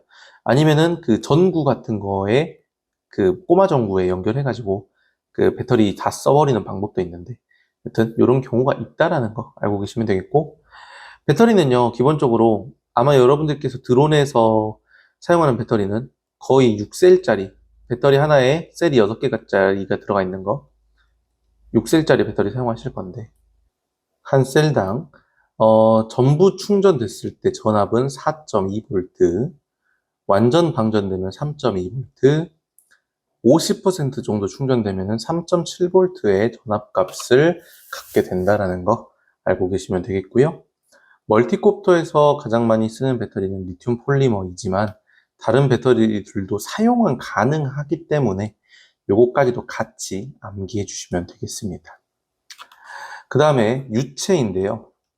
유체에 대해서 설명할 때 이 점성이 좀 헷갈릴 수 있어요. 자, 유체는 흐를 유자를 써서 그냥 흐르는 물질을 점성이라고 하는데, 공기, 물, 요즘에 슬라임 같은 거, 요즘 애들이 갖고 노는 액체 괴물 같은 거, 흐르기 때문에 유체로 포함이 되고요. 얘네들은 전부 점성을 갖고 있습니다. 점성이 높냐, 낮냐일 차이일 뿐이지, 공기도 점성은 있기는 있어요. 대신에 굉장히 점성이 적을 뿐이지. 예, 그래서 모든 유체는 점성을 갖는다라는 거가 중요한 내용이 되겠고요. 그 다음에 해수면 표준 대기압, 요거는 너무 중요합니다. 이거는 정말 시험 문제 많이 발견을 했었거든요. 해수면 표준 대기압은요, 1013.2 MB 혹은 29.92 INHG라는 단위로 표현을 하고요. 온도는 섭씨로는 15도, 화씨로는 59가 되겠습니다. 요거 참 중요하니까 그대로 암기해 주시면 되고요. 자, 밀도 고도. 자, 이건 무슨 말이냐? 공기의 밀도가 적어지면 항공기 성능은 떨어진다. 자, 왜 그러느냐? 프로펠러를 당장 생각을 해봐도 마찬가지입니다. 공기 밀도가 높다라는 것은 공기 주머니 내에 공기가 되게 꽉꽉꽉 차 있다는 거고, 반대로 밀도가 낮다라고 하는 것은 공기 주머니에 공기뿐만 아니라 다른 것들도 차 있기 때문에 공기가 많이 안 들어있다, 그렇게 보시면 됩니다. 약간 우리 과자로 생각해 보면 질소가 많이 들어가니까 과자 안에 과자가 많이 안 들어가잖아요. 네. 근데 이제 질소나 그런 거 이제 빼고 과자를 꽉꽉 채워놓으면 훨씬 더 저희는 좋지 않겠습니까? 그래서 과자가 꽉꽉 차 있으면은 과자 밀도가 높은 거고, 질소가 많이 들어가 있으면은 과자의 밀도가 낮은 거고, 그렇게 보시면 되겠는데, 여튼 그래서 공기 밀도가 높다라는 것은 공기가 꽉꽉 차 있다, 네, 라는 뜻이고, 프로펠러가 회전을 했었을 때 공기가 빨아들이는 공기의 양이 많아지니까 그만큼 내보낼 수 있는 공기의 양도 많아진다. 즉, 이렇게 내보낼 수 있는 공기의 양이 많아지니까 공기 밀도가 높으면은 항공기의 성능, 초경량, 비행량치는 뭐든 성능은 좋아질 수밖에 없다. 즉, 항공기가 위로 떠오르기 위한 힘인 양력과 앞으로 나아가기 위한 추진력, 줄여서 추력이 좋아진다. 언제 밀도가 높아지면은, 공기 밀도가 좋아지면은 양력과 추력이 커진다. 그래서 성능이 좋아진다. 라는 거가 여기 전반적에 대한 내용입니다. 그래서 넘어가서 베르누이 정리 나오는데요.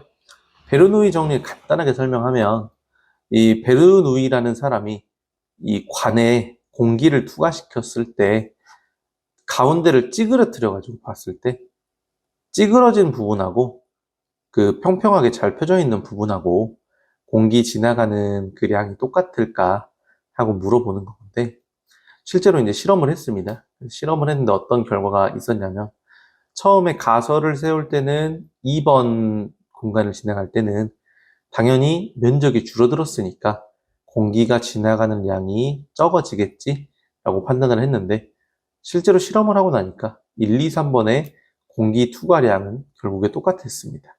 네, 그로 인해서 알 수 있는 베르누이의 원리가 뭐였냐면은, 첫 번째, 베르누이 원리에서 여러분들이 알아야 될 건 두 가지입니다. 베르누이에서 알아야 될 거. 첫 번째, 전압은 항상 일정하다. 1번의 전압, 2번의 전압, 3번의 전압은 모두 일정하다. 2번, 동압과 정압은 모두 반비례다. 즉, 동압이 줄어들면 정압은 늘어나고, 동압이 늘어나면 정압은 줄어든다 라는 겁니다. 이게 사실 제일 중요한 내용입니다. 이것만 알면 나머지 내용들 다 알 수 있는 내용이라서, 예, 꼭 뭐 다 꼼꼼하게 암기를 하기보다는 요게 일단 제일 중요한 내용이니까 요거를 먼저 암기를 하시고 나머지 내용을 또 보시는 게 더 중요할 거예요. 그럼 동합과 정합이 뭡니까? 라고 물어볼 수 있는데 사실 이제 조금 더 어렵게 표현하면 정합은 물체의 표면에 수직으로 작용하는 단위 면적당 공기력, 동합은 유체의 속도의 제곱에 비례하는 뭐 공기력 이렇게 얘기를 하는데 이러면 어렵잖아요. 네, 그래서 동합, 정합에 대한 정의를 시험 문제 물어보는 경우는 별로 없어서 어찌됐든 그냥 동합과 정합이 서로 반비례 관계구나 정도만 잘 알고 계시면 되겠습니다. 자, 넘어가서 자, 에어포일 나왔네요. 에어포일은 뭐냐면 그냥 날개, 항공기 날개, 프로펠러를 그냥 딱 잘라가지고 그 단면을 보면은 그 단면을 봤을 때 그걸 에어포일이라고 하는데요. 에어포일의 시작 부분을 앞전, 끝에 꼬리를 뒷전이라고 합니다. 이 앞전과 뒷전을 잇는 이 선을 시위선이라고 하고요. 시위선. 바람각이 뭐냐면 항공기의 시위선과 상대풍이 이루는 각도를 바람각이라고 합니다. 정의 자체를 암기를 하긴 해야 돼요. 근데 좀 더 쉽게 설명하면 날개의 각도랑 바람이랑 이루는 각도, 그게 이제 바람각입니다. 그래서 추가로 하나 알아야 될 거. 바람각이 커지면요. 바람각이 커지면 양력도 커집니다. 왜 그러냐면 바람각이 커진다. 그러니까 날개의 각도가 커진다라는 것은 이 밑으로 보내는 혹은 프로펠러 회전했었을 때 이 뒤로 보내는 공기의 양이 많아진다는 뜻이고, 즉 그 기체가 위로 올라가기 위한 힘, 양력이 커진다라는 거거든요. 그래서 일반적으로는 바람각이 커지면 양력이 커져요. 근데 일정 범위, 그 어떤 특정 지점을 지나게 되면은 다시 양력이 되려 줄어들게 되는 현상이 있습니다. 그래서 바람각이 특정 지점을 지났었을 때 양력이 반대로 줄어들게 됩니다.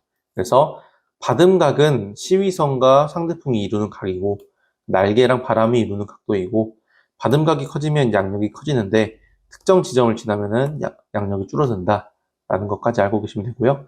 이 부분 특정 지점을 우리는 임계 바람각이라는 좀 되게 멋있어 보이는 용어를 쓰고요. 그래서 임계 바람각이 넘었었을 때 양력이 줄어드는 현상을 이거를 우리는 실속이라고 합니다. 보통 무인 비행기에 많이 나옵니다. 실속은. 그래서 그냥 알고 계시면 되고요. 추가로 알아야 될 게 공력 중심이라는 이거 알고 계셔야 되는데 똑같은 말로 공기력 중심이라고 하거든요. 공기력 중심. 네, 그냥 공력 중심의 가운데 기자만 넣어주시면 됩니다. 공기력 중심이라고 하는데 모멘트의 계수값이 변해도 일정한 지점, 그냥 이것만 암기해 주시면 돼요. 모멘트가 뭡니까? 다음 페이지에 나오긴 합니다. 근데 모멘트라는 거의 정의가 그렇게 중요하진 않습니다. 그래서 그냥 모멘트 계수값이 일정한 지점이라는 말이 나왔었을 때 정답을 공력 중심하고 체크를 하면 된다라는 거. 그게 이제 중요한 거죠.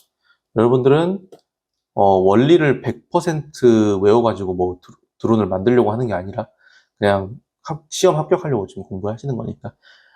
바람각과 이제 모멘트에 대한 내용은 비행 원리에서 정말 중요한 내용 중에 하나입니다만, 여러분들께서 내가 비행 관련해가지고 이 드론 분야에서 정말 엄청 전문가가 되겠다 하는 거 아니라면은 지금 당장은 뭐 외우시는 것보다는 시험 합격하시는 거에 조금 더 집중을 하시는 게 나을 거다라고 저는 얘기를 드리고 있어요, 보통. 자, 그 다음에 항공기에 적용하는 4가지 힘이 있습니다. 대체적으로 4가지 힘이라고 얘기를 하면은 앞으로 나가는 추진력, 추력, 뒤로 끌어당기는 항력, 저항, 위로 올라가는 양력, 그 다음에 지구에서 끌어당기는 중력, 혹은 무게라고도 표시되어 있는 책도 있습니다. 상관은 없어요. 그래서 양중추항, 얘네가 항공기에 적용하는 4가지 힘인데요. 4가지 힘을 봤을 때 항력이 좀 여러 가지로 나눠지게 되는데, 유도항력과 뒷페이지에 유해항력이라는 게 있어요. 유도항력은 날개 때문에 그 날개 에어포일에 흐르는 공기가 압력 차이 때문에 공기 흐름에 따라서 날개 뒷부분으로 기울어진다. 이때 뒤로 기울어진 양력의 수평 성분을 항력 성분이라 하며, 이렇게 만들어진 항력을 유도항력이라 한다라고 돼 있죠. 그냥 조금 더 쉽게 생각하면 프로펠러가 회전하니까 생기는 항력, 이 유도 항력이라고 생각을 하시면 되겠고요. 유해 항력은 흐름, 난기류, 항공기 에어포일 등 항공기의 모양으로 인해서, 형상으로 인해서 공기의 흐름을 방해해서 발생되는 항력을 유해 항력이라고 하고요. 형상 항력, 간섭 항력, 표면 마찰 항력으로 나눠지는데, 형상 항력은 이제 항공기 동체와 주위를 지나가는 공기 흐름으로 인해서 나타나는 항력, 간섭 항력은 소용돌이나 난기류 때문에 발생되는 항력, 표면 마찰 항력은 공기가 항공기 표면을 지나갈 때 나는 저항이라고 보시면 되겠고요. 조금 더 이게 어려우면은 이렇게 보시면 됩니다. 헷갈리는 항력들 해가지고 유도 항력은 양력을 발생할 때 나타난 유도 기류에 의한 항력. 그러니까 프로펠러가 회전해가지고 양력을 발생시킬 때 자연스럽게 나타나는 항력, 유도 항력이고요. 유해 항력은 전체 항력에서 메인 로터에 적용하는 항력을 뺀 나머지 항력들. 그리고 형상 항력은 유해 항력의 일종인데, 그냥 이제 프로펠러가 공기랑 마찰이 생겼을 때 나타나는 항력이라는 겁니다. 자, 그 다음 넘어가서 지면 효과 볼 건데요. 지면 효과는 고정이기의 지면 효과, 회전이기의 지면 효과 그런 거 상관없이 그냥 지면 효과가 무엇이고 지면 효과로 인한 현상이 무엇가 발생이 되느냐, 그게 중요한데요. 지면 효과라는 것은 기체가 바닥에 점점 가까이 왔었을 때, 드론으로 생각하면은, 멀티콥터로 생각하면 이런 현상이죠.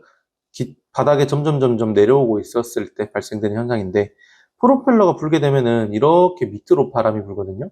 그렇게 되면은 땅하고 이 기체 사이에 공기가 갇히게 되면서 공기 쿠션 같이 하나가 이제 가상의 공기 쿠션이 만들어집니다. 그래서 이 드론이 착륙하지 못하고 약간 위로 떠오르려고 해요. 그게 지면 효과입니다. 땅에 가까이 가서 생기는 효과, 그게 지면 효과이고요. 지면 효과가 발생하면은 항력은 감소하고 받음각은 증가하기 때문에 양력이 증가하니까, 아까 받음각 증가하면 양력이 증가한다 했죠. 그래서 올라갑니다. 자, 조금 더 쉽게 생각하면은 드론이 내려오려고 하는데 그 공기 주머니가 생기니까 자꾸 착륙을 못하고 올라간다 라고 이해하시면 됩니다. 그래서 유도 기류, 그 밑으로 생기는 이 기류들, 흐름들 때문에 이 받음각이 증가를 한다라는 거가 중요하고요. 플러스로 피치각이 커지게 되면은 유도 기류는 증가할 수밖에 없습니다. 왜냐하면 프로펠러 각도가 커졌기 때문에 밑으로 보내거나 아니면 뒤로 보내는 그 공기가 많아져서 유도 기류가 증가할 수밖에 없습니다. 그게 지면 효과에서 중요한 내용이고요. 자, 그 다음에 항공기 움직임에 대해서 설명을 할 때 무인 멀티콥터의 움직임을 보시면 됩니다. 여러분들은 무인 멀티콥터 공부를 하고 계실 테니까요. 뭐 헬리콥터 보시는 경우도 사실 다 비슷할 겁니다. 일단은 근데 멀티콥터는요, 에일러론을 조정을 했었을 때 좌우로 이동을 하게 되는데, 그거를 좀 전문적인 용어로 롤링이라고 하고요. 엘리베이터에 의해서 전후진 이동하는 것을 피칭, 러더에 의해서 왼쪽 오른쪽으로 회전하는 것을 요잉, 그리고 스로틀에 의해서 이제 위아래로 움직이는 것을 스로틀이라고 한다가 제일 중요하고요. 헬리콥터 공부하시는 분들도 이게 공통 과목에 들어가기 때문에 추가로 알려드리자면은, 헬리콥터는요, 사이클릭 피치라는 게 있고, 그 콜렉티브 피치라는 게 있는데, 헬리콥터는 멀티콥터랑 다르게 그 프로펠러 각 피치각이 좀 변하거든요. 멀티콥터는 프로펠러가 한번 만들어지면 거의 이게 각도가 고정이에요.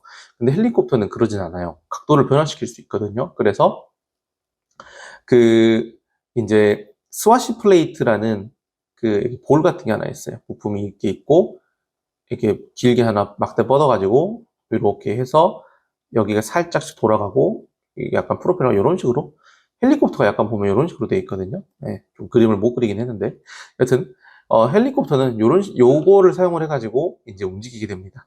네, 그래서 이제 프로펠러 각도를 조정을 해가지고 위아래로 움직이는 것을, 피치각을 조절해서 위아래로 움직이는 것을 콜렉티브라고 하고요. 이 스와시 플레이트를 사용을 해서 스와시 플레이트가 움직이거든요. 그러면은 이 막대가 기울어져요. 조금씩 기울어지면서 앞뒤 좌우 움직임을 좀 도와줍니다. 그것을 사이클릭이라고 합니다. 요거 알고 계시면 되겠고요. 자, 모멘트라고 하는 것은 무게 중심으로부터 회전하려는 것을 모멘트라고 합니다. 아까 전에 모멘트가 우리 공력 중심에서 봤었죠. 공기력 중심에서. 그 모멘트 값이 항상 일정한 지점, 그게 공력 중심이라고 했는데, 하여튼 모멘트라는 것은 무게 중심으로 또 회전하려는 것을 모멘트라고 한다라는 거고요. 예, 뭐 여튼 모멘트의 정의가 중요한 것은 아니라서 넘어가겠습니다. 자, 그 다음에 등속 수평 비행 혹은 등속 도 수평 비행, 똑같은 말인데 특징이 있습니다. 등속 수평 비행이라는 것은 똑같은 속도로 그냥 일정하게 비행을 하고 있다라는 내용이라서, 뭐 예를 들어서 비행기가 이렇게 돼 있다라고 하면요, 양력과 중력, 서로 반대되는 힘이 같고요. 추력과 항력, 서로 반대되는 힘이 같습니다. 그래서 요게 제일 중요한 포인트고요. 자주 틀리는 양력, 추력, 항력에 대한 내용은 여러분들께서 헷갈린다 하면은 쭉 보시면 되겠습니다. 자, 그 다음에 실속과 받음각, 아까 전에 얘기했었죠. 받음각이 발생하면은 대체적으로 양력이 커진다. 근데 일정, 임계점을 넘게 되면은 이제 양력이 줄어든다. 라고 말씀을 드렸습니다. 여기 실속 내용을 아까 받음각에서 같이 그냥 다 했습니다. 그 다음에 토크에 대한 반작용이 있는데요. 이게 무슨 말이냐면, 프로펠러가 회전을 하게 되면은, 뭐 예를 들어서 이쪽 방향으로 회전을 한다고 볼까요? 가정을 해보면, 물리적으로 봤었을 때 반대 방향으로도 회전을 하게 되거든요. 예. 그래서 원래 회전 방향을 우리는 토크라고 하고요. 그 반대 방향으로 생기는 이 물리적인 힘을 우리는 반토크라고 합니다. 그래서 토크와 반토크 현상은 뉴턴의 법칙 중에 작용, 반작용, 토크, 작용, 반작용, 반토크. 그래서 토크, 반토크 작용은 물리법칙 중 작용, 반작용 법칙으로 설명을 할 수 있다라고 합니다. 작용, 반작용 법칙이 원래 뭐냐면, 물체 A가 물체 B에 힘을 작용을 했었을 때 물체 B도 물체 A에 똑같은 힘을 준다라는 건데, 사람이 주먹으로 벽을 때린다고 했었을 때 사람 주먹이 A, 벽이 B예요. A가 B를 때리게 되면 이제 A가 손이 아프죠. 근데 그 이유가 뭐냐면 뭐 B가 딱딱해서 그럴 수도 있는데, 물리적으로 B도 A가 줬던 힘만큼 반대 방향으로 힘을 주기 때문에 그래서 아픈 겁니다. 그게 이제 작용 반작용 법칙이고요. 그 다음은 넘어가서 나머지 내용들은 파트 1에서도 우리가 공부를 했던 내용이고요. 비행금지 구역은 조금 이제 암기를 하시는 게 좋은데, 비행금지 구역은 보면은 P61 부산 고리 원자력 발전소죠. P62 경주 월성원전, P63 영광 한비던전, P64 울진 한솔원전, P65 대전 원자력 연구소, P73 용산 집무실 및 관저, P518은 휴전선 인근입니다. 그래서 요거 암기 다 잘 해주시면은 되겠습니다. 요거 그냥 그대로 시험 문제 많이 나왔었기 때문에 알고 계시면 되겠고요. 자, 그 다음에 AIP와 노탐입니다. AIP는요, 항공정보 간행물이라고 하는데, 영구적인 성격을 띠고 있는 자료들을 담고 있는 간행물입니다. 항공로, 혹은 뭐 비행금지구역 같이 거의 변하지 않는 거, 거의 변화가 없는 내용들을 담고 있는 게 항공정보 간행물이고요. 노탐은 위험 상황이나 변경 사항 같은 것들을 전기통신수단으로 알려주는 공고문을 노탐이라고 하고, 항공고시보라고 합니다. 항공고시보는 말 그대로 임시적으로 이제 공지를 하는 거기 때문에 유효기간이 존재를 하는데 3개월입니다. 즉, 노탐에는 같은 내용이나 새로 이제 추가된 내용이 3개월 이상은 있을 수 없다라는 내용입니다. 자, 예를 들어서 공항에 갑자기 제트백을 맨 사나이가 나타나가지고 비행을 하고 있다. 제트백을 맨 사나이가 나타나서 비행을 하고 있다. 이렇게 되면은 노탐에 제트백을 맨 사나이가 나왔다고 비행하고 있다고 뜨거든요. 근데 그게 3개월 동안 계속 비행할 일은 없잖아요. 그래서 3개월, 최대 3개월까지 이 내용이 담아져 있을 수 있고, 노탐에 그 전에 삭제가 됩니다. 네, 그런 내용이고요. 그 다음에 추가로 AIP하고 노탐 외에 AIC나 AIRAC에 대한 내용을 알고 싶다면 여기를 봐주시면 되겠습니다.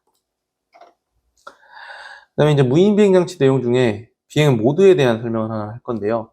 여러분들께서 이제 보통 비행을 하게 되면은 드론에 그 멀티콥터의 GPS 모드 비행 혹은 FT 모드 비행을 많이 하게 될 거고요. 그 FPV 같은 저기 레이싱 드론 한 사람들은 그 이제 수동 비행 같은 거 이제 하게 될 건데, 뭐 매뉴얼 모드 뭐 그런 것들도 있고요. 하여튼 비행 방식이 여러 가지가 있습니다.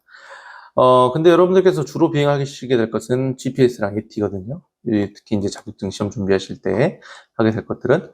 근데 여기에서 중요한 내용이 뭐냐면 어떤 모드가 어떤 정의냐 그런 건 중요한 내용은 아니고 고도 제한 모드라는 거는 존재하지 않는다라는 거가 제일 중요한 포인트가 되겠습니다. 이거 왜 헷갈려 하냐면 우리가 고도 150m 이상 비행을 하면 안 되기 때문에 당연히 이거를 제한하기 위한 모드가 존재하지 않을까라고 생각을 하시는데 이거는 그냥 우리가 150m 이상 비행을 하면 안 되니까 설정을 하는 하나의 설정값, 그러니까 옵션 값 같은 거예요. 우리 핸드폰 설정 바꿀 때 핸드폰 상단에 톱니바퀴 모양 선택해가지고 클릭해가지고 옵션 바꾸듯이 이 150m 설정도 드론 조종기에 옵션 들어가서 할 수 있습니다. 그래서 이건 하나의 옵션 값이지 고도 제한 모드라는 것이 따로 존재하지는 않는다라는 거 알고 계시면 되겠고요. 자, 그 다음에 무인 멀티콥터의 센서입니다. 멀티콥터는 많은 센서가 들어갑니다. 첫 번째는 FC. FC는 사람으로 따지면 뇌이고요. 드론의 핵심 부품입니다. 그래서 모든 센서 데이터를 처리를 하고 가속도 센서는 속도, 기울어짐의 변화량을 측정을 해가지고 속도를 측정을 해서 제어를 해주고요. 자이로 센서는 자세를 잡아줍니다. 그러니까 수평, 기체의 기울어짐을 측정을 하고요. 바로미터 센서는 얘는 이름이 많아요. 기압 센서의 이름 3가지가 기압 센서, 고도 센서, 바로미터 센서라고 있습니다. 이 3가지 같이 기억해 주셔야 되고요. 얘는 기압을 읽어서 현재 고도를 유지시켜주는 센서이고 지자계 센서는 방향을 잡아주는 나침반 같은 역할을 하고요. GPS는 위치를 잡아주는 센서입니다. 그리고 여담으로 FC에다가 이제 신호를 많이 보내는 순서, 센서의 순서를 나열을 하자면 자이로 가속도, 지자계, GPS, 고도 센서 순서로 많이 보내고 그 다음에 적게 보내는데요. 옆에 있는 이 영어는 각각 센서들을 영어로 표현을 했을 때 영어 앞글자입니다. 영어 앞글자까지 같이 외워주시면 되겠고요. 그래서 가속도, 자이로, 지자계, GPS, 고도 센서의 순서로 FC에 신호를 많이 보낸다라는 거가 참 중요합니다. 그 다음에 이제 비정상 절차라는 내용 나오는데요. 비정상 절차는 쉽습니다. 뭐 그냥 특수한 상황이죠. 갑작스럽게 신호가 끊겼다라든지 뭐 갑자기 새떼가 나타나가지고 프로펠러에 부딪혔다든지 그런 상황들, 일반적인 상황은 아니다라는 건데 이런 경우에 한 가지 알아야 될 거, 제일 먼저 해야 될 상황이 무엇이냐? 바로 큰 소리로 알린다. 이게 제일 중요한 겁니다. 시험 문제에서 비상 상황 발생 시 대처로 올바른 것은? 하고 물어보면은 큰 소리로 외친다가 제일 중요합니다. 그래서 그거 정답으로 골라주시면 돼요. 제일 중요한 거니까. 왜냐면 인명사고 나면 안 되기 때문에 그런 것들이 제일 중요합니다. 자, 그 다음에 멀티콥터 조종 관련해서 알아야 될 게 있는데요. 멀티콥터 지금 쿼드콥터로 나와 있는데 쿼드콥터에서 지금 모터의 번호 순서가 이 오른쪽, 여기 정면이거든요. 정면 기준으로 했었을 때 오른쪽 위에가 1번, 2번, 3번, 4번이 됩니다. 순서가. 그래서 1번은 지금 CCW, 3번도 CCW. 마주보는 것끼리 똑같거든요. 방향이. 2번, 4번은 CW입니다. 그래서 앞으로 전진할 때는 뒤쪽 모터가 빠르게 돌면서 전진을 하고요. 왼쪽으로 이동하려면 오른쪽에 있는 모터가 빨리 돌면서 왼쪽으로 이동을 합니다. 근데 헷갈리는 것은 왼쪽 회전과 오른쪽 회전이에요. 기체가 왼쪽으로 전체 회전을 하려고 할 때, 그러니까 왼쪽을 바라보려고 할 때는 어떻게 이제 이 프로펠러가 작동이 되느냐, 모터가 작동이 되느냐면, 자, 쉽게 설명드릴게요. 암기할 때. 기체가 왼쪽을 바라보겠다 하면은 왼쪽 두 글자니까 CW 방향의 모터가 빨리 돌아간다. 네, CW 모터가 시계 방향 모터거든요. 클락와이즈라고 해서. 그래서 왼쪽 CW, 시계 두 글자니까 다. 그래서 두 글자짜리 모터가 빨리 돌아간다. 그러니까 여기서는 2번하고 4번이 빨리 돌아가겠죠. 그리고 오른쪽을 바라볼 때는 CCW 모터가 빨리 돌아간다. 오른쪽 CCW 반시계 방향의 모터가 빨리 돌아간다. 세 글자짜리 모터가 빨리 돌아간다. 라는 거 알고 계시면 되겠고요. 그래서 여기 그림에서는 1번과 3번이 되겠네요. 자, 비행전 안전성 점검에 대한 내용인데요.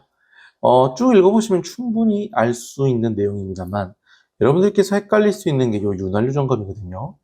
모터에는요, 정리 하나 그냥 깔끔하게 하자면, 모터에는 윤활유 안 넣어도 됩니다. 왜냐면, 모터에 윤활유를 넣으면, 모터 회전할 때 열이 윤활유를 굳히거든요. 그럼 모터가 드드드드득 하고 갈려요. 그래서 모터에는 윤활유 넣지 않습니다. 두 번째로 알아야 될 거. 이건 지금 비행 전 점검이잖아요. 근데 스로틀을 사용을 해서 비행을 해보는 것은, 이륙을 하는 것은, 이거는 이륙 후 점검입니다. 이륙 후 점검이에요. 이거 헷갈리시면 안 됩니다. 비행 전 점검하고 이륙 후 점검은 다릅니다, 어머니. 세 번째로 알아야 될 게, 조종기는요, 조종기 점검은 몇 번을 해야 됩니까? 비행할 때마다 해야 됩니다. 하루에 한 번 아니에요. 자, 그리고 네 번째로 알아야 될 게 뭐냐면, 기체가 열이 많이 발생하는 경우, 열이 많이 생기는 경우, 열을 많이 받는 경우죠. 이때가 언제냐? 무거운 짐 실었을 때. 왜 그러냐면은, 무거운 짐을 많이 실으면 모터에 그만큼 전류가 많이 흘러야 될 것이고, 찌릿찌릿하고 많이 흘러야 될 것이고, 그렇게 되면은 모터에 고전류가 흐르게 되니까 열이 많이 생기겠죠. 그래서 시험 문제에서 모터에 열이 많이 발생하는 경우는 하면은 무거운 짐 들었을 때가 정답입니다. 자, 여기까지가 파트 2였습니다. 파트 2는 여러분들의 이제 비행 원리에 대한 내용들이었고요. 파트 3에서는 기상으로 찾아뵙도록 하겠습니다. 네, 안녕하세요. 파트 3 항공 기상으로 찾아왔습니다. 143페이지를 보면은 그래프가 나와 있는데요. 이건 이제 우리 대기권을 설명을 하는 그래프이죠. 여기서 우리가 제일 많이 알아야 될 것은 이 대류권입니다. 이 대류권에서 가장 중요한 포인트는 바로 고도가 올라가면 온도는 내려간다는 거. 중요하고요. 고도가 올라가면 온도가 내려간다는 거, 첫 번째. 두 번째, 위로 올라갈수록 공기의 양은 줄어들 수밖에 없다는 거.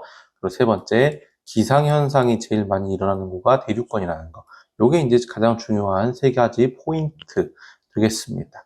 이게 이제 직접적으로 우리 비행체에 모든 영향을 미치기 때문에, 기체에 영향을 미치기 때문에 이 포인트가 굉장히 중요하고요. 플러스로 하나 알아야 될 게 성층권인데, 성층권은 희한하게 고도가 올라가는데 온도가 올라가죠. 이거는 일반적인 현상이 아니거든요. 이거는 이제 잘못된, 어떻게 보면 반대로 되어 있는 현상이라서 우리가 여기를 역전층이라고 합니다. 이 구간을. 이렇게 고도가 올라가는데 온도가 같이 올라가는 구간을 역전층이라고 하고요. 그래서 이게 왜 생기냐면 오존층이 자외선을 흡수를 하는데 이 자외선이 열을 가지고 있어요. 그러다 보니까 고도가 올라갈 때 같이 온도도 올라가는 현상이 있습니다. 요게 이때 여기까지가 제일 중요한 내용이고요. 자, 그 다음에 중요한 게 고도가 올라가면 아까 온도 떨어진다고 아까 말씀드렸죠. 대륙권에서. 그럼 몇 도씩 내려가느냐? 1000피트 올라갈 때마다 2도씩 내려가요. 그래서 만약에 현재 땅에서 온도가 20도였다. 1000피트 올라갔었을 때 온도는 18도가 된다라는 거. 요거 굉장히 중요하니까 잘 알고 계셔야 되고요. 그리고 이렇게 고도가 올라갔을 때 온도가 떨어지면 무슨 현상이 생기냐면 차가운 공기는 내려가고 따뜻한 공기는 올라가면서 공기가 위아래로 섞이는 현상이 생깁니다. 이렇게 공기가 위아래로 섞이는 현상을 우리는 대류 현상이 있다라고 하고요. 대류 현상이 있다는 것은 공기가 섞이니까 대기가 불안정하다, 섞여버렸기 때문에. 자, 그 다음 대기의 열 전달인데요. 대기의 열 전달에서 중요한 것은 대류하고 이류입니다. 근데 쉽습니다. 대류는 유체가 위아래로 움직이면 대류고요. 수평으로 움직이면 이류예요. 그래서 대류 현상이면은 공기가 위아래로 섞이는 거고 이류 현상이면은 수평으로 섞이는 것을 말하는 겁니다. 요게 답니다. 자, 그 다음에 중요한 것은 화씨와 섭씨 온도의 관계인데 요거 공식 잘 외워주시면 되겠고요.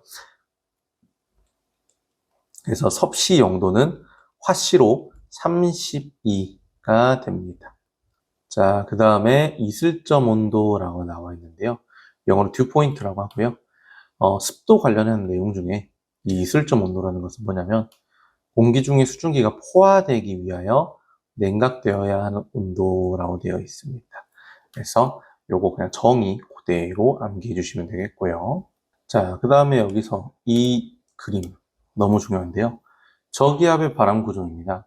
저기압은요, 아래층에서는 공기가 이렇게 모이게 되는데 회전 방향을 잘 보면은 이제 반시계 방향이죠. 그래서 반시계 방향으로 CCW 방향으로 수렴한다. 이걸 좀 더 한글로 표현을 해보면은 불어 들어온다. 가운데로 바람이 불어 들어온다가 이제 맞겠고요. 그래서 저기압은 반시계 방향으로 공기가 불어 들어오고 상승 기류가 생겼다가 위층에서 불어 나간다가 저기압의 바람 구조이고요.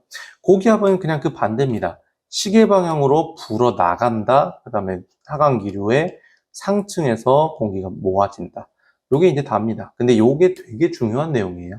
그래서 손 모양과 함께 기억하면 좋다라는 것은 무슨 말이냐면 그 오른손 약간 이런 식으로 뭉쳐가지고 이렇게 엄지손가락 이렇게 들고 있으면은 이 엄지손가락이 이제 상승 기류를 표현을 하는 거고요. 이 모아지는 손가락이 이제 위에서 바라보면 약간 이런 식으로 되어 있거든요. 손가락이. 그래가지고 반시계 방향으로 안쪽으로 모아지는 형태가 그려지기 때문에 그래서 손 모양과 함께 기억하면 좋다라고 같이 적어놨습니다. 자, 그 다음에 바람. 바람은 우리 비행체에 가장 큰 영향을 미치는 것 중에 하나죠. 바람을 관측을 할 때는요, 풍향 풍속계는 지상 10m 높이에서 측정을 하도록 되어 있기 때문에 지상 10m에 설치가 돼야 되고, 추가로 온도는 1.5m에서 측정을 합니다. 그리고 풍향을 측정을 할 때는 지리학상의 진북을 기준으로 풍향을 측정을 하고, 자북으로는 측정을 잘 하지 않습니다. 자, 이게 무슨 말이냐?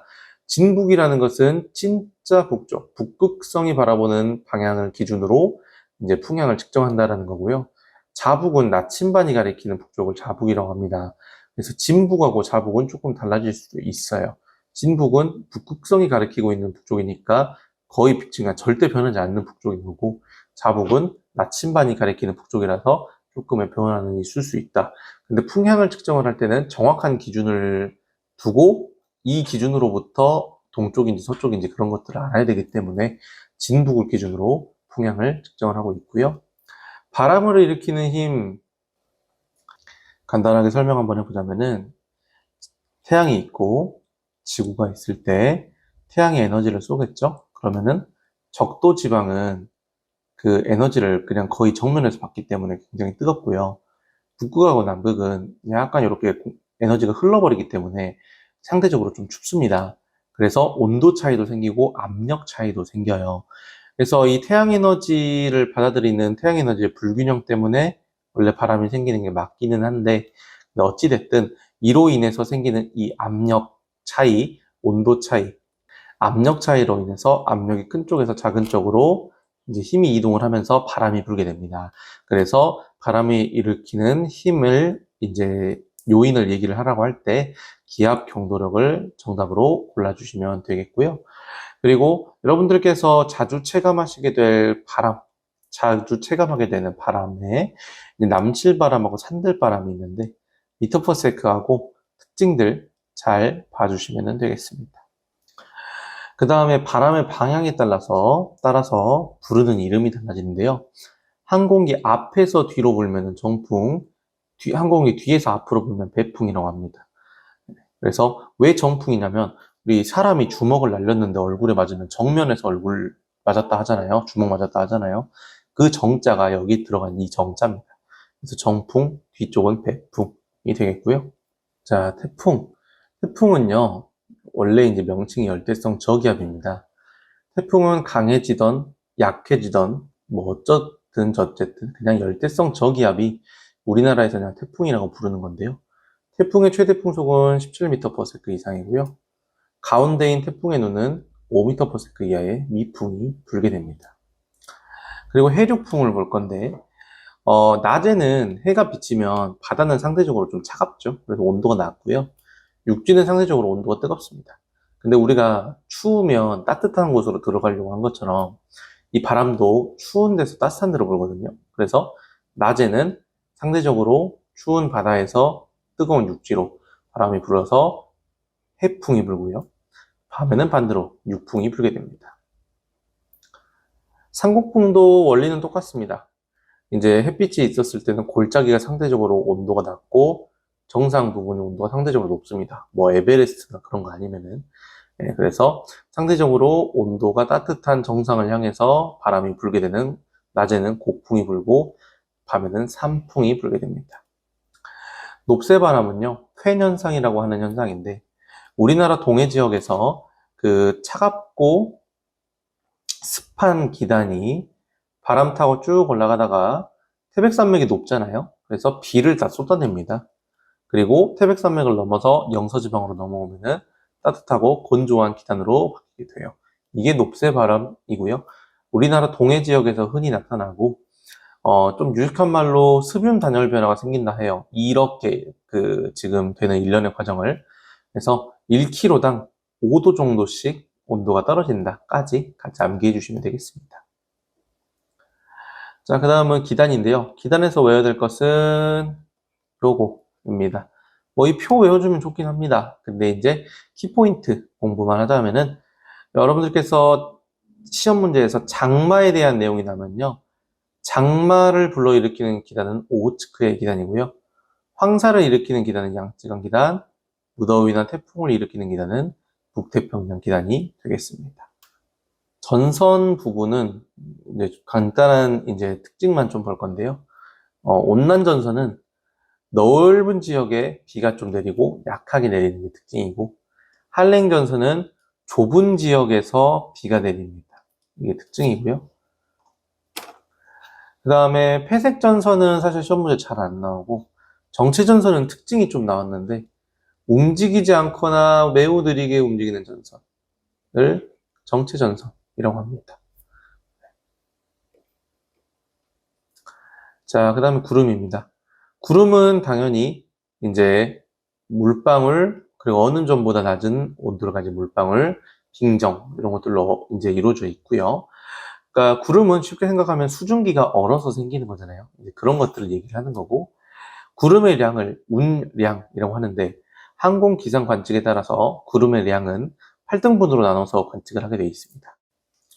자, 구름의 분류를 외울 때는요, 상층운, 중층운, 하층운, 수직운 형태로 외우면 되는데, 각각의 구름에 이제 뭐가 들어가 있는지를 보면 돼요. 그래서 보면은 상층운은 앞 글자가 권으로 시작하는 애들이 들어가 있고요. 중층운은 고로 시작하는 애가 들어가 있고, 하층운은 층으로 시작하는 애가 들어가 있고, 중간에 난자도 있고요. 그 다음에 수직운은 적자로 시작하는 애들이 들어가 있습니다. 그래서 외우실 때 상권이가 상층운 권으로 시작하고, 중고물품을 중층운은 고로 시작하고, 하층에서 갖고 오니 하층운은 층, 혹은 난, 얼굴이 수적해졌다. 수지구는 적이라는 글자로 시작한다라는 거 알고 계시면 되겠고요. 그 다음에 기본 운용 10종을 외울 때 여러분들께서 이 한글 그리고 영어, 약어도 같이 외워주시면 참 좋은데 약어를 하나하나 외우기가 힘들잖아요. 그래서 구름 약어 외우기의 특징을 하나 해놨습니다. 그래서 권자가 들어가면은 C, 적은 C, 층은 S, 고는 A, 나는 N 이라고 표시를 해놨습니다. 예를 들어서 정란운 정란운은 제외하고 권층운은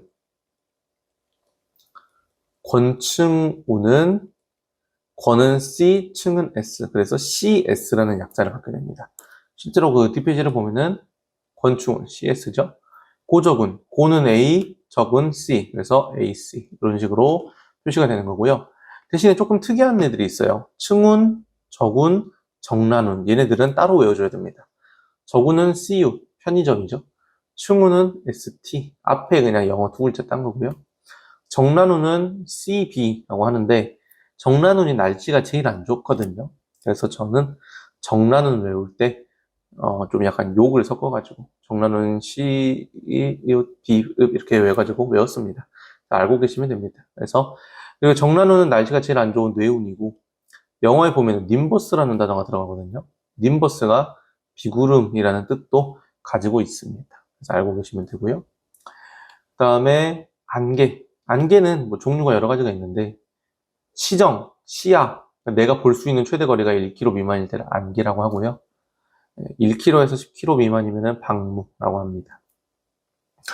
안개는 냉각에 의해 형성된 안개가 있고 증발에 의해 형성된 안개가 있는데 냉각에 의해 형성된 안개를 먼저 보면 복사 안개, 이거를 우리는 땅안개라고도 하고요. 얘는 땅안개라고도 하는데 특징이 이제 야간 그리고 새벽에 생기는 게 이 복사 안개입니다. 그 다음에 이류 안개는 해무, 바다 안개라고도 하고요. 바다 쪽에서 많이 생기는 안개입니다. 그 다음에 증발에 의해 형성된 안개는 증발 안개와 전선 안개가 있고요. 그 다음은 난류인데 난류에서 시험 문제 나온 것은 이 강도와 체감 정도입니다. 난류가 어느 정도 발생을 하느냐에 따라서 그 체감 정도가 다르거든요. 그래서 이제 난류가 이제 이렇게 적혀져 있는데 요거 그대로 암기하시면 되겠습니다. 약한 난류는 이제 체감 정도가 약간 흔들리고 중간 난류 또는 똑같은 말로 보통 난류 얘는 뭐 상당하게 흔들리고 하지만 통제력을 상실하지는 않고 심한 난류는 흔들림도 크고 조종 통제력을 잃고 극심한 난류는 그냥 비행을 하면 안 되고 이렇게 되고요. 그 다음에 뇌우의 형성 조건. 뇌우는 이제 번개 구름이라는 건데 형성된 조건이 일단 세 가지입니다. 불안정한 대기로 인해서 대류 현상이 있어야 되고요. 상승 운동, 높은 습도가 필요합니다. 뇌우의 단계별 특성을 보면 1단계는 적운 단계, 2단계는 성숙, 3단계는 소멸 단계라고 하는데 이거에 대한 특징도 같이 봐주시면 되겠고요. 그 다음에는 바람시연은요. 항공이 이착륙 과정에서 영향을 주는 이제 돌풍 종류라고 하나 보면 되는데 정풍이나 배풍의 급격한 증가나 감소를 초래하기 때문에 항공기의 실속이 발생하면은 비행기 머리가 땅으로 박아버리거든요. 그런 경우나 비정상적인 고도 상승 혹은 측풍에 의해서 옆면에서 불어오는 바람으로 인해서 활주로 이탈을 초래하기도 합니다. 그래서 이 점 꼭 유의해서 공부해 주시면 되겠고요. 마이크로버스트는 특징이 여름철에 천둥과 번개를 동반하지 않는 소규모의 구름과 관련이 있는 하강 기류이다. 이게 이제 중요한 포인트가 되겠습니다. 착빙은 붙을 착, 얼음빙이라고 하는 건데 그냥 얼음이 붙었다라는 얘기죠. 근데 착빙이 붙게 되면은 이제 특징이 있죠. 무게가 증가를 하고 대신에 양력은 줄어든다. 왜 그러냐면 이 착빙으로 인해서 고르게 되어 있던 이 항공기 날개에 덕지 뭐 자꾸 이렇게 붙어버리기 때문에 와류가 생겨서 와류는 이제 일정하지 않은 이제 하나의 소용돌이 같은 느낌이죠. 그래서 이제 와류가 생기기 때문에 그 정상적인 공기 흐름을 만들어낼 수가 없고 그래서 양력이 감소할 수밖에 없다. 알고 계시면 되겠고요. 착빙은 여러 종류가 있는데 맑은 착빙, 거친 착빙, 혼합 착빙, 서리 착빙이 있습니다. 맑게 얼음이 붙었으면 맑은 착빙이고요. 거친 입자로 얼음이 붙었으면 거친 착빙, 두 개가 섞이면 혼합, 이제 서리 끼듯이 우리 겨울철에 차 유리 서리 끼듯이 끼면은 서리 착빙이라고 합니다. 뭐 유도 착빙이라는 것도 있습니다. 유도 착빙은 그 제트 엔진에 많이 생기는 건데 이렇게 있을 때 공기 빨아들이는 입구, 흡입구, 그리고 그 공기가 나가는 기화기 부분에 이제 얼음이 붙는 것을 유도 착빙이라고 하고요. 유도 착빙이 생기게 되면 유도 착빙이 생기면 그 공기 밀도가 줄어들었을 때의 현상하고 동일한 현상이 발생을 합니다. 왜냐면 여기에 이제 얼음이 꼈다라는 것은 공기 흡입할 수 있는 양이 줄어들었다는 거고, 공기 흡입되는 양이 줄었다라는 것은 공기 밀도가 낮아졌다라는 말이랑 결국엔 똑같은 거기 때문에 내보낼 수 있는 공기량도 줄어들게 되고, 그렇게 되면은 항공기 성능이 당연히 떨어질 수밖에 없겠죠. 예, 이제 그거에 대한 내용입니다. 그다음에 해무는 이제 바다 안개인데 쉽습니다. 쭉 한번 읽어주시면 되겠고요. 네. 자, 이렇게 되면은 파트 3까지 모두 종료가 되었습니다. 여러분들께서 이제 공부하시는 동안에 이제 가장 중요하고 가장 시험 문제 많이 출제되었던 내용들 위주로 공부를 진행을 했고요.